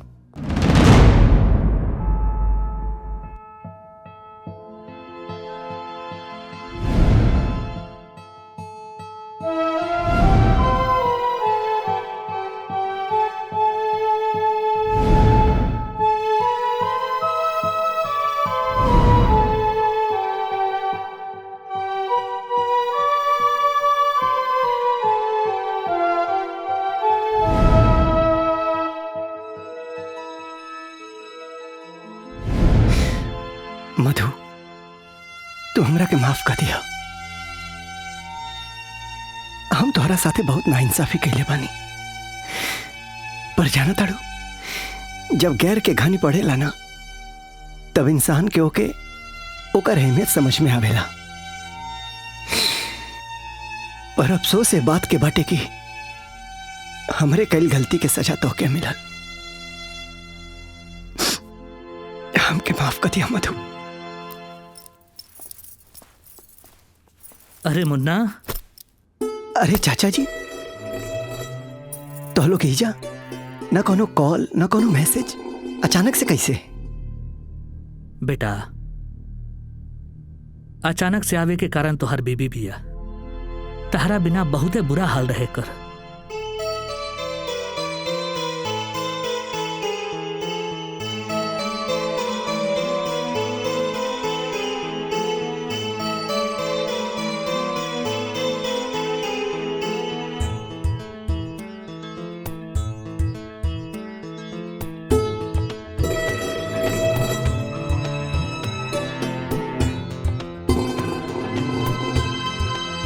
तोहरा याद में रो रो के बहुत परेशान रहे। बीच में तो ये खाना पीना भी छोड़ देले रहे बेटा। फिर हम सोचनी समझे नहीं एकरा के कि बेटा हम तोहरा के लेके चलो, मुन्ना से मिलाइब तोहरा के। बस यह सोच के बेटा तोहरा पास ले आई। अब संभालो अपन अमानत के।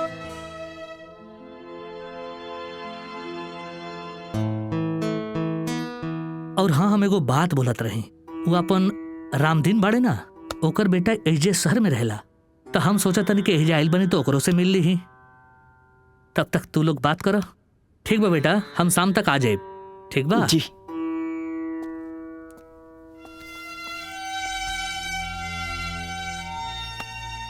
मधु, हमरा के माफ कर दे यार।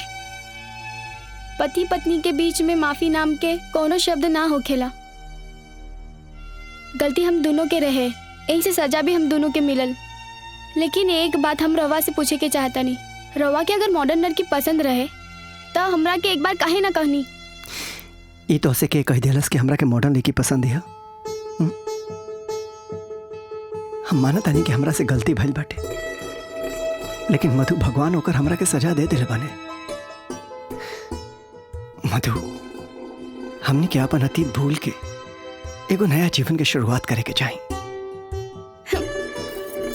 सुनी जी, रवा तो अपन बीबी के मॉडर्न रूप में देखबे ही ना कहीं। हम हूँ कोनो मॉडल से कम नहीं की। का मतलब? बेटा गांव में जो अपन मंदिर बा ओजा बहुत बढ़िया चबूतरा उबूतरा बना दिले बनी सभे के सहयोग से। जब तू अइबा ना ओजा तो देखिए बड़ा अच्छा लगी, बहुत अच्छा लगी। नाश्ता कर लीजिए। नाश्ता कर ली। अभी भूख नहीं है हमके, भूख लगी तो खा ले। तो लोग खा ला। इनकरा के का भेल चाचा जी? हमने क्या इनका के ठीक नहीं खिलागल का? अरे ना बेटा, ऐसा कोनो बात नहीं के। हम बहुत बढ़िया से जानी ला मुन्ना के। ऐसा मत सोचा बेटा, हो सकेला ओकरा कोनो टेंशन भइल होके जेकरा कारण ही ऐसा करत होके। तू टेंशन मत ला। अरे लागता केहू आइल बा।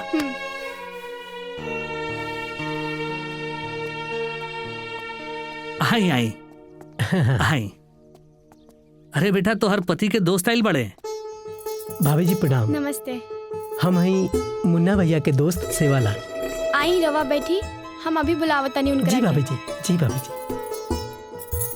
कैसन बानी रहुआ? सब ठीक बा, दया है, आशीर्वाद बा। आगे ले।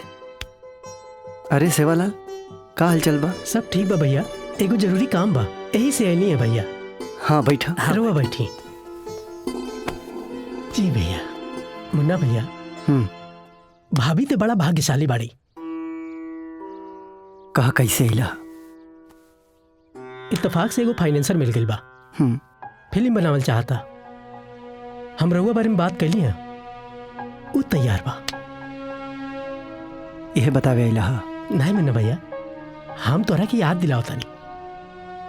वो घमंडी मतलबी औरत के सबक सिखावे के यह मौका बा। अच्छा मुन्ना भैया? भैया हम चलता नहीं हम चाय तो पी ली। ना भाभी फिर आए हम चाय भी पियम खाना भी खाए। चलता नहीं मुन्ना ठीक बजा। प्रणाम।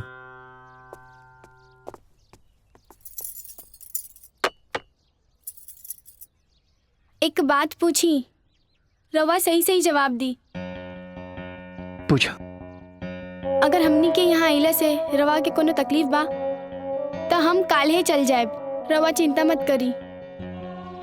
कैसन बात करत ताड़ू? अरे तो लोग उनके एजा आ गईले से हमरा दिल पर जौन बोझ रहला उतर गइल। फिर कौन बात के बोझ बा जो रवा के अंदर अंदर खैले जात बा? मिली के चैलेंज जौन हमसे कैले बड़ी। वो भरल समाज में कहलस कि वो बनी हीरोइन नंबर 1 और हम प्रोड्यूसर ना बन सकेनी। अरे रवा के कांधा पर चढ़ कर तू मुंबई देखलस ना, तो उनकर खानदान में केहू आज तक सोनपुर के मेला देख ले रहे का। और हाँ, और प्रोड्यूसर तो रवा बन के रहब, ये हमार दिल कह रहल बा। और रहल हीरोइन के बाद, जेकरा सर पर रवा के हाथ पड़ जाई उहे नंबर 1 हो जाई।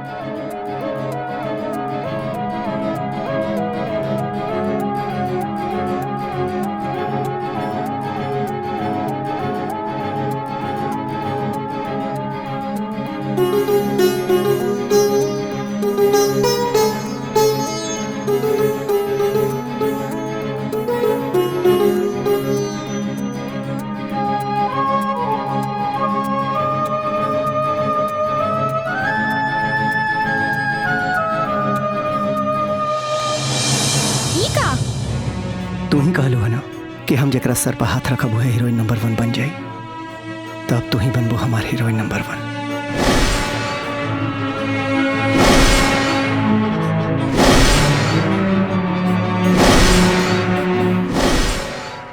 मैं कम इन सर? हाँ आइए। हेलो सर। हाँ हेलो, बैठिए। जी बताइए। सर हमारा नाम मुन्ना हवे और हम प्रोडक्शन में काम करें नहीं। लेकिन हमारे तो प्रोडक्शन में आदमी है। हम काम मांगे नहीं खी आयल। तो दरअसल हमरा के एगो फिल्म बनावे के बा। तब प्रोड्यूसर कहाँ से आई? प्रोड्यूसर हम खुद बनब सर। प्रोडक्शन से डायरेक्ट प्रोड्यूसर? कोनो खास वजह? फिल्म लाइन तो कोनो बिजनेस नहीं के? बिल्कुल सही कहा तानी सर। फिल्म लाइन कोनो बिजनेस ना है, एगो पैशन है, एगो जुनून है। और हमरा खातिर फिल्म बनावल एगो चैलेंज बा, केहू से बदला लेवे के बा हमके। और हम चाहतानी कि ए मुहिम में रहुआ हमार साथ दे। ठीक है, आप पैसों का इंतजाम करिए, बाकी मैं करता हूँ। Thank you so much sir. Thank you. ओके, अच्छा लगा मिलके आपसे। जी।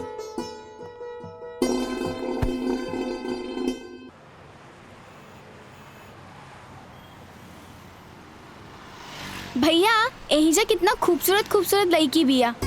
अरे हाँ, हाय देखा, हाय कितना सुंदर बा। ई मॉल हवे।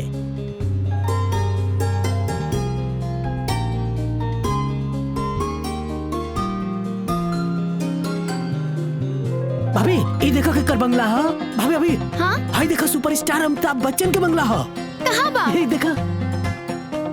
अरे हाँ, हाँ। अरे उहे ना जॉन फिल्म में काम करेलन। हाँ भाभी। हाँ भैया, आज तो हमार भाग्य खुल गइल बा। भाभी देखे देखे। इनकर बंगला देख लेनी ना तो हमार जीवन सार्थक हो गइल भैया। अरे वाह वाह। अरे हाँ, इतना बड़ा मकान बा का? हाँ हाँ, हमने के गांव में कितना छोट छोट घर रहेला, एहिजा तो इतना लंबा लंबा बिल्डिंग भी है पूरा। हाँ भाभी, आई देखा ना, देखा और देखा भाभी, ई नया बंगला अमिताभ बच्चन के, एक नाम है जलसा। दो बंगला बा उनकर। और भाभी यही जाऊ रहेलन। अच्छा। हाँ, यह मकान बा जलसा। देखे देखे देखे देखे देखे। कितना खूबसूरत बा, हमने के देखे के ना मिली। हाँ मिलेला, लेकिन एगो प्रॉब्लम बा। अच्छा। रोज रोज ना मिलेला भाभी, वो खाली संडे के मिलेला। और हमने के केहू और दिन आके देखल जाए। हाँ भाभी। हाँ। अच्छा लागल भाभी? बहुत अच्छा लागल बा। है ना भाभी? हाँ। अच्छा देखा भाभी, अब तोहार इच्छा रहल ना? हाँ। जो देखे के गोलगप्पा खाए के गोलगप्पे खाएंगे। अब चलता नहीं जू दिखावे चौपाटी दिखावे ठीक और बा। वही गोलगप्पा खियाए बुलाउर के ठीक है भाभी। गोलगप्पा खाए के बा हमरा। देखो भाभी हमरो सौभाग्य बा राहुल के साथ घूमे खातिर। देखा देखा देखा भाभी JW मैरियट होटल बहुत बड़ा होटल बा भाभी। बड़ा लोग आवेला यहाँ भाभी। ई होटल हाँ JW मैरियट होटल भाभी। दिख रहल बा। हाँ और भाभी कितना बड़ा भाई। भाभी बड़ा होटल बा भाभी। बुझलू एक से एक होटल बा यहाँ भाभी। एही जे स्टार लोग रुकत होई। सब स्टार लोग आवेला जा हीरो लोग हीरोइन लोग। और एक दिन भाभी रहुआ जरूर आइबे एक दिन यही होटल में आइबे भैया के साथ में। देखा देखा देखा ई कहाँ? देखा भाभी ये भाभी जुहू बीच। ये है जुहू बीच? हाँ भाभी भाभी ये देखा समुंदर इतना बड़ा समुंदर और एकर पानी खारा बा भाभी। हाँ भाभी हाँ। और ये जुहू चौपाटी है। अच्छा ये जुहू चौपाटी है समुंदर के किनारे भाभी। पानी में चल जाए। चला भाभी चला चला चला चला।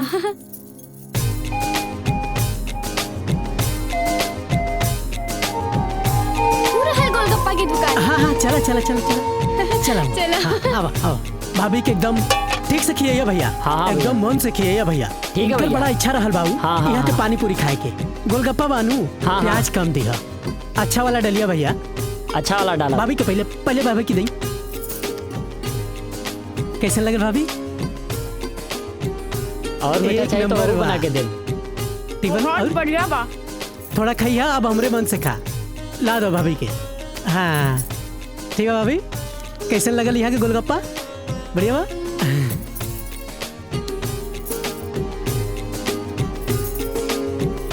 गोलगप्पा और खिला भैया खा खा। आज तो मेरे घूम के बहुत मजा आ गई।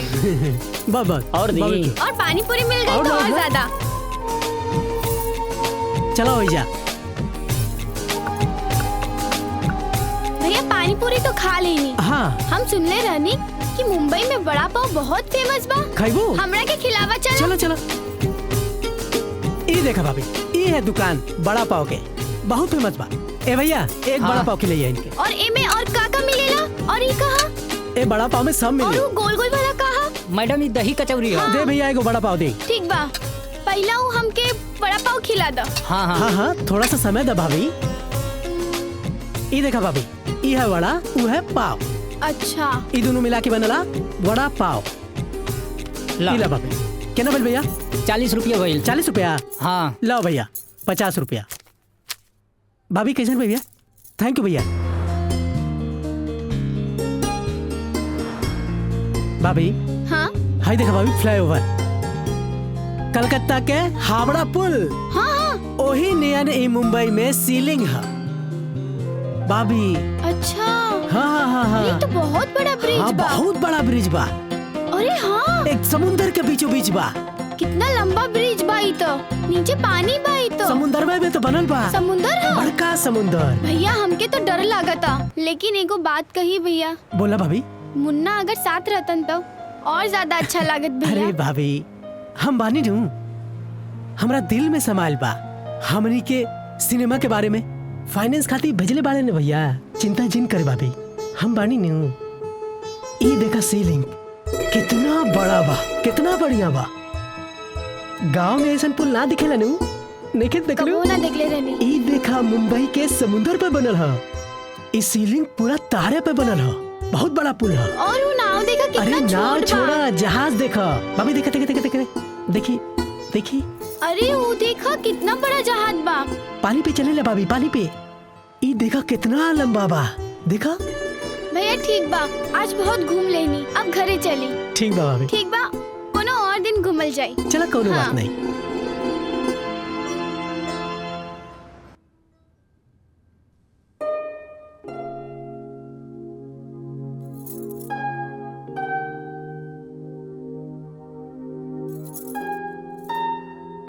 या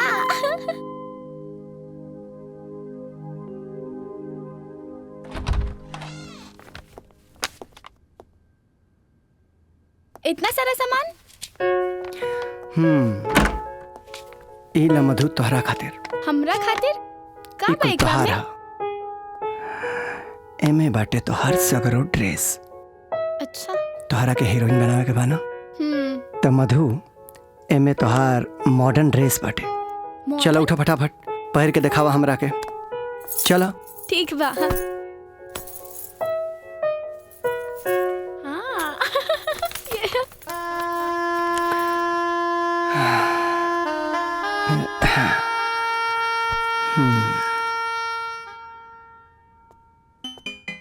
हम कैसन लगता नी?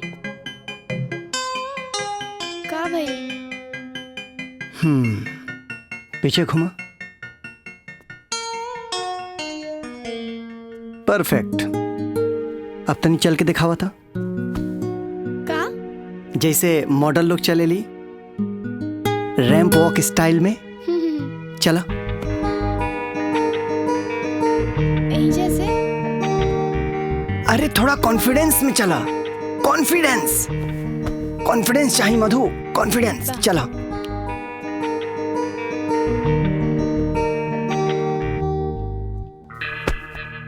मधु हीरोइन बने खातिर पैशन चाहिए और सबसे पहले हीरोइन बने खातिर लाज शर्म त्यागे के पड़ी।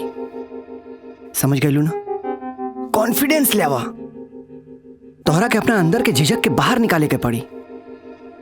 चला। कमान कमान मधु, कमान।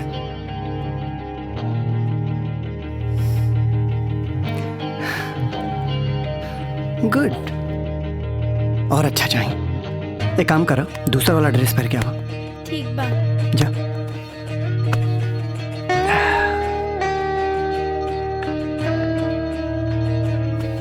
नाइस। चलो।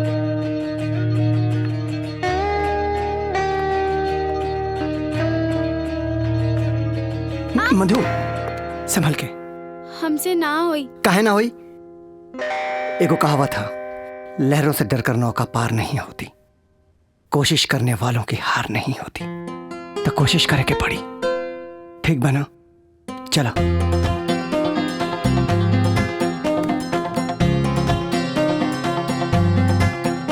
कॉन्फिडेंस।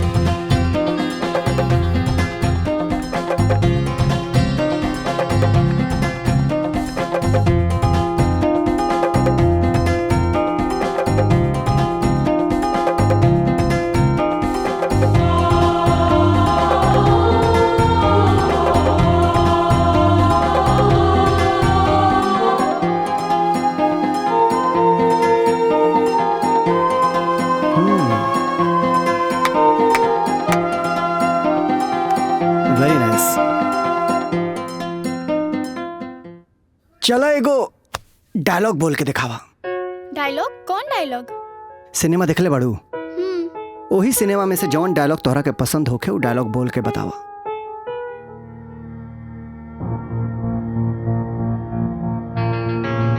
जेकरा के तू कुत्ता समझा था ना, वो कुत्ता ना हा, शेर हा, शेर। तो के काटी ना, चीर फाड़ के रख दी। वाह, अमेजिंग। शायद केहू के पता नहीं के, तोहरों के पता नहीं के कि तोहरा अंदर एगो कलाकार गुमनाम बन के छुपल बाटे।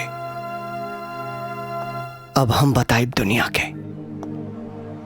कि का होला हीरोइन नंबर 1। एक्शन। हवलदार साहब, हम कहनी ना कि हम चोरी नहीं के कही नहीं।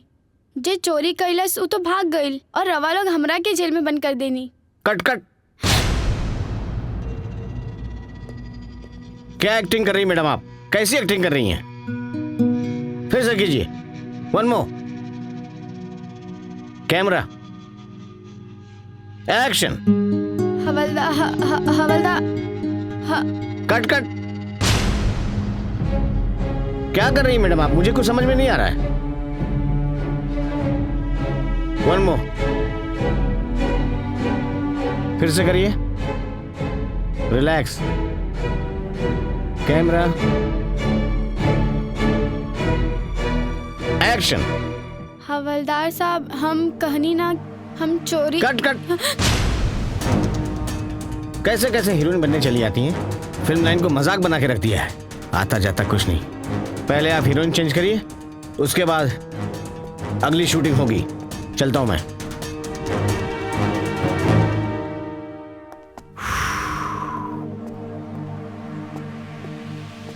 का मुन्ना भैया, इस शूटिंग हुई कि ना?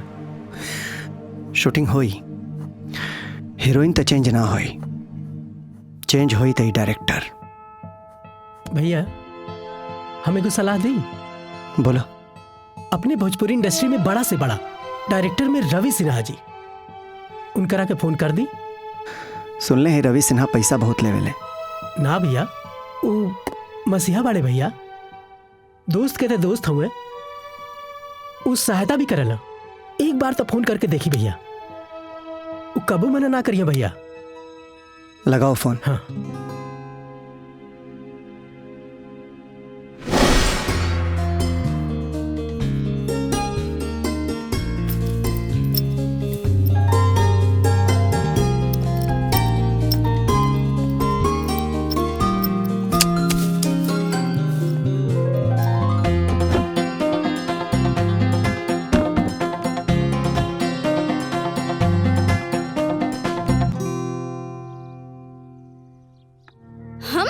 खातिर पूरा दुनिया के छोड़ देनी और तू वो दूटकी की लड़की के खातिर हमरा साथे डिच कइला। I hate you. मुझे माफ कर दो मधु। सेवालाल, 4 लाइनें बोल देने से कोई हीरोइन नहीं बन जाती। हाँ? और मुझे पता है ये मुन्ना मुझे नीचा क्यों दिखाना चाहता है। वो अपनी बीवी को नंबर 1 हीरोइन बनाना चाहता है, लेकिन उसका यह सपना कभी पूरा नहीं होगा, क्योंकि दर्शकों के दिल में मिली का राज चल रहा है। दर्शकों के दिल में मिली है। मिली वो फ्लैट बेच के फिल्म बना रहा है ना, वो फिल्म रिलीज कर दे तो मेरा नाम बदल देना। चल अब तू यहां से निकल, चल निकल। आखिर ये मुन्ना चाहता क्या है? सब कुछ दांव पे लगा के ये साबित क्या करना चाहता है? दांव पे तो इसने सब कुछ लगा दिया है, लेकिन मैं भी देखता हूं कि इसकी फिल्म रिलीज कैसे होती है। फिल्म रिलीज नहीं होगी तो इसकी बीवी हीरोइन बनेगी कैसे? मैम एक इम्पोर्टेंट सवाल, जो हीरोइन नंबर 1 का कंपटीशन होने वाला है, आपके हिसाब से कौन जीतेगा? ऑफ कोर्स मैं जीतूंगी। इसमें कोई शक है क्या? जब रेस होता है ना, उसमें हजारों लोग भाग लेते हैं, लेकिन जीतता वही है जिसे जीतना होता है। मैं चांद हूँ, मेरे आते ही सितारों की चमक फीकी पड़ जाती है। अगर आपको भरोसा नहीं है तो कल के अवार्ड शो में आप आकर खुद ही देख लेना कि कौन जीतेगा। Okay ma'am, thank you ma'am. Thank you ma'am. एक इम्पोर्टेंट सवाल है कि इतने कम समय में सक्सेस के पीछे क्या राज है? ये तो जनता का प्यार, दुलार, आशीर्वाद है और मेरी मेहनत। मैम आपसे एक सवाल पूछना चाहता हूँ, जो हीरोइन नंबर 1 का कंपटीशन होने वाला है, उसमें आपका क्या कहना है? मेरे ख्याल से ये जनता के ऊपर छोड़ देना चाहिए, वही भगवान है। हमें बस कोशिश करना चाहिए, बाकी फैसला उनके हाथ में है।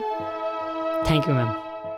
आप सभी जानता नहीं कि हमने के आज हीरोइन नंबर 1 के चुनाव खातिर एहिजा इकट्ठा भइल बानी और हमरा हाथ में ओकर रिजल्ट भी आ चुकल बा। नॉमिनेशन में तो ऐसे कई लोगन के नाम बा, मगर 2 गो नाम के बीच में असल कंपटीशन बा, और वो नाम बा मिली और मधु के। मिली के पॉइंट ज्यादा बा, उनकर फिल्म ज्यादा हिट भइल बा, जनता के बीच उनकर नाम ज्यादा बा, ऐसे मिली के नाम नंबर 1 पे बा और मधु के नाम दूसरा नंबर पे बा।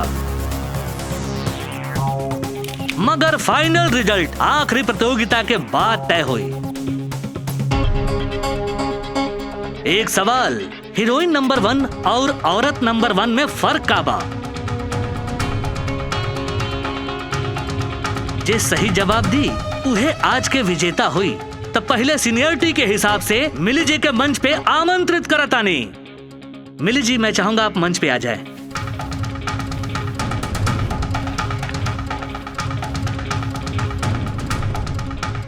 आप सभी लोगन के मिली के प्यार भरा नमस्कार। हम रउआ लोगन के धन्यवाद करे के चाहता नहीं कि आज हम जहाँ भी बानी सब रउआ लोगन के प्यार और आशीर्वाद से बानी। और आज एहिजा बात उठा ताकि एक औरत से हीरोइन बने के सपना, तो हम बतावे के चाहता नहीं कि औरत से हीरोइन बने के सफर बिल्कुल आसान ना होला, बड़ा मुश्किल होला।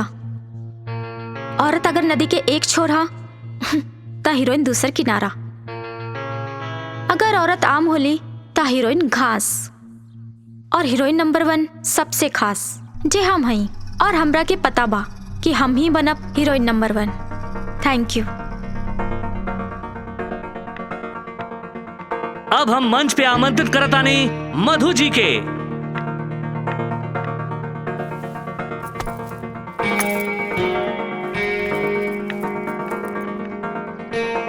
मधु जी जनता के सवाल के जवाब दी।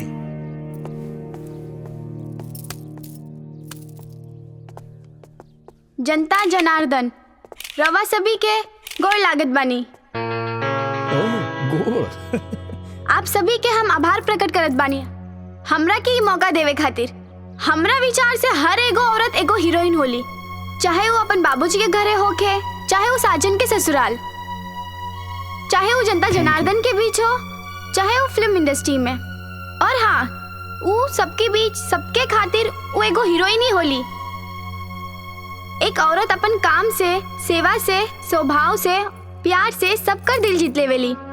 औरत तो औरत होली, हीरोइन तो आप सब बनावे नी अपन प्यार और आशीर्वाद दे के, कभी घर में तो कभी फिल्म इंडस्ट्री में। और रहल सवाल हीरोइन नंबर 1 के, तो जे बेटी नंबर 1 होई, जे बीबी नंबर 1 होई, और जे बहू नंबर 1 होई, उहे होई हीरोइन नंबर 1।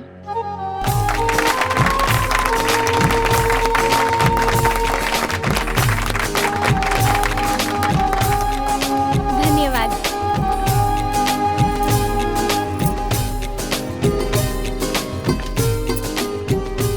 हाँ, रउआ सबके फैसला तो सुनल जाई। अब तनी जज लोग के फैसला भी सुन लेहल जाओ। और जज लोग के फैसला भी उहे बा जो रउआ लोग सोच रहल बानी।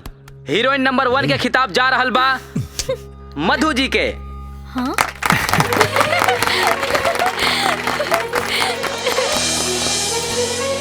तो हम चाहता नहीं कि मधु जी के ये अवार्ड फिल्म निर्देशक रवि सिन्हा जी के हाथों से दिहल जाओ, जे इत्तेफाक से ए फिल्म के निर्देशक भी बाड़े। तो जोरदार तालियों के बीच रवि सिन्हा जी आपके बीच। प्लीज।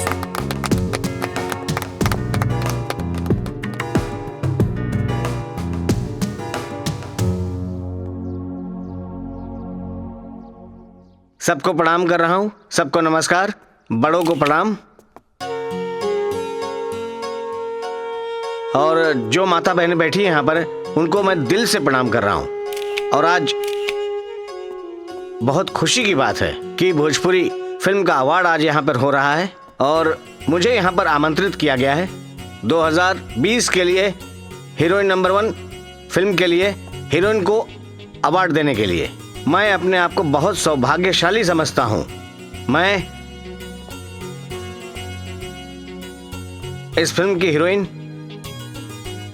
मिसेस मधु जी को आमंत्रित करता हूँ कि वो स्टेज पर आए और अपने शुभ हाथों से ये अवार्ड लें।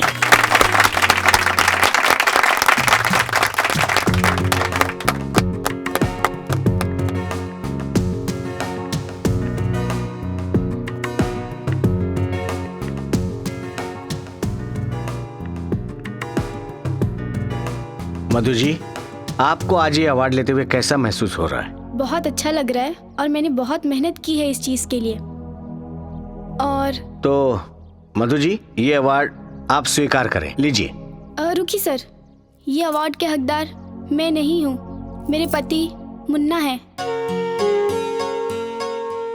मैं चाहती हूँ कि ये अवार्ड उन्हीं के साथ लूं। इतना त्याग और इतना प्यार बहुत मुश्किल से मिलता है देखने को, खास करके फिल्म इंडस्ट्री में। आज मधु जी को देखकर मुझे इस बात का एहसास हो रहा है कि पति पत्नी के बीच में अगर रिश्ता मतलब इतना गहरा हो, कोई भी इंसान कठिन से कठिन काम कर सकता है। मुन्ना जी, हम चाहते हैं कि आप आएं और ये अवार्ड आप स्वीकार करें। मुन्ना जी आइए प्लीज।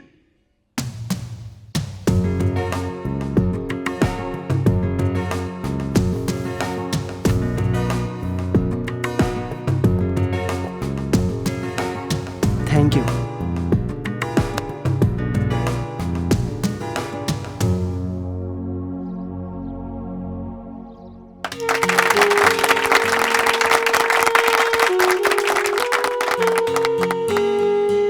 इस शुभ अवसर पे आप लोगों से मैं कुछ कहना चाहूंगा।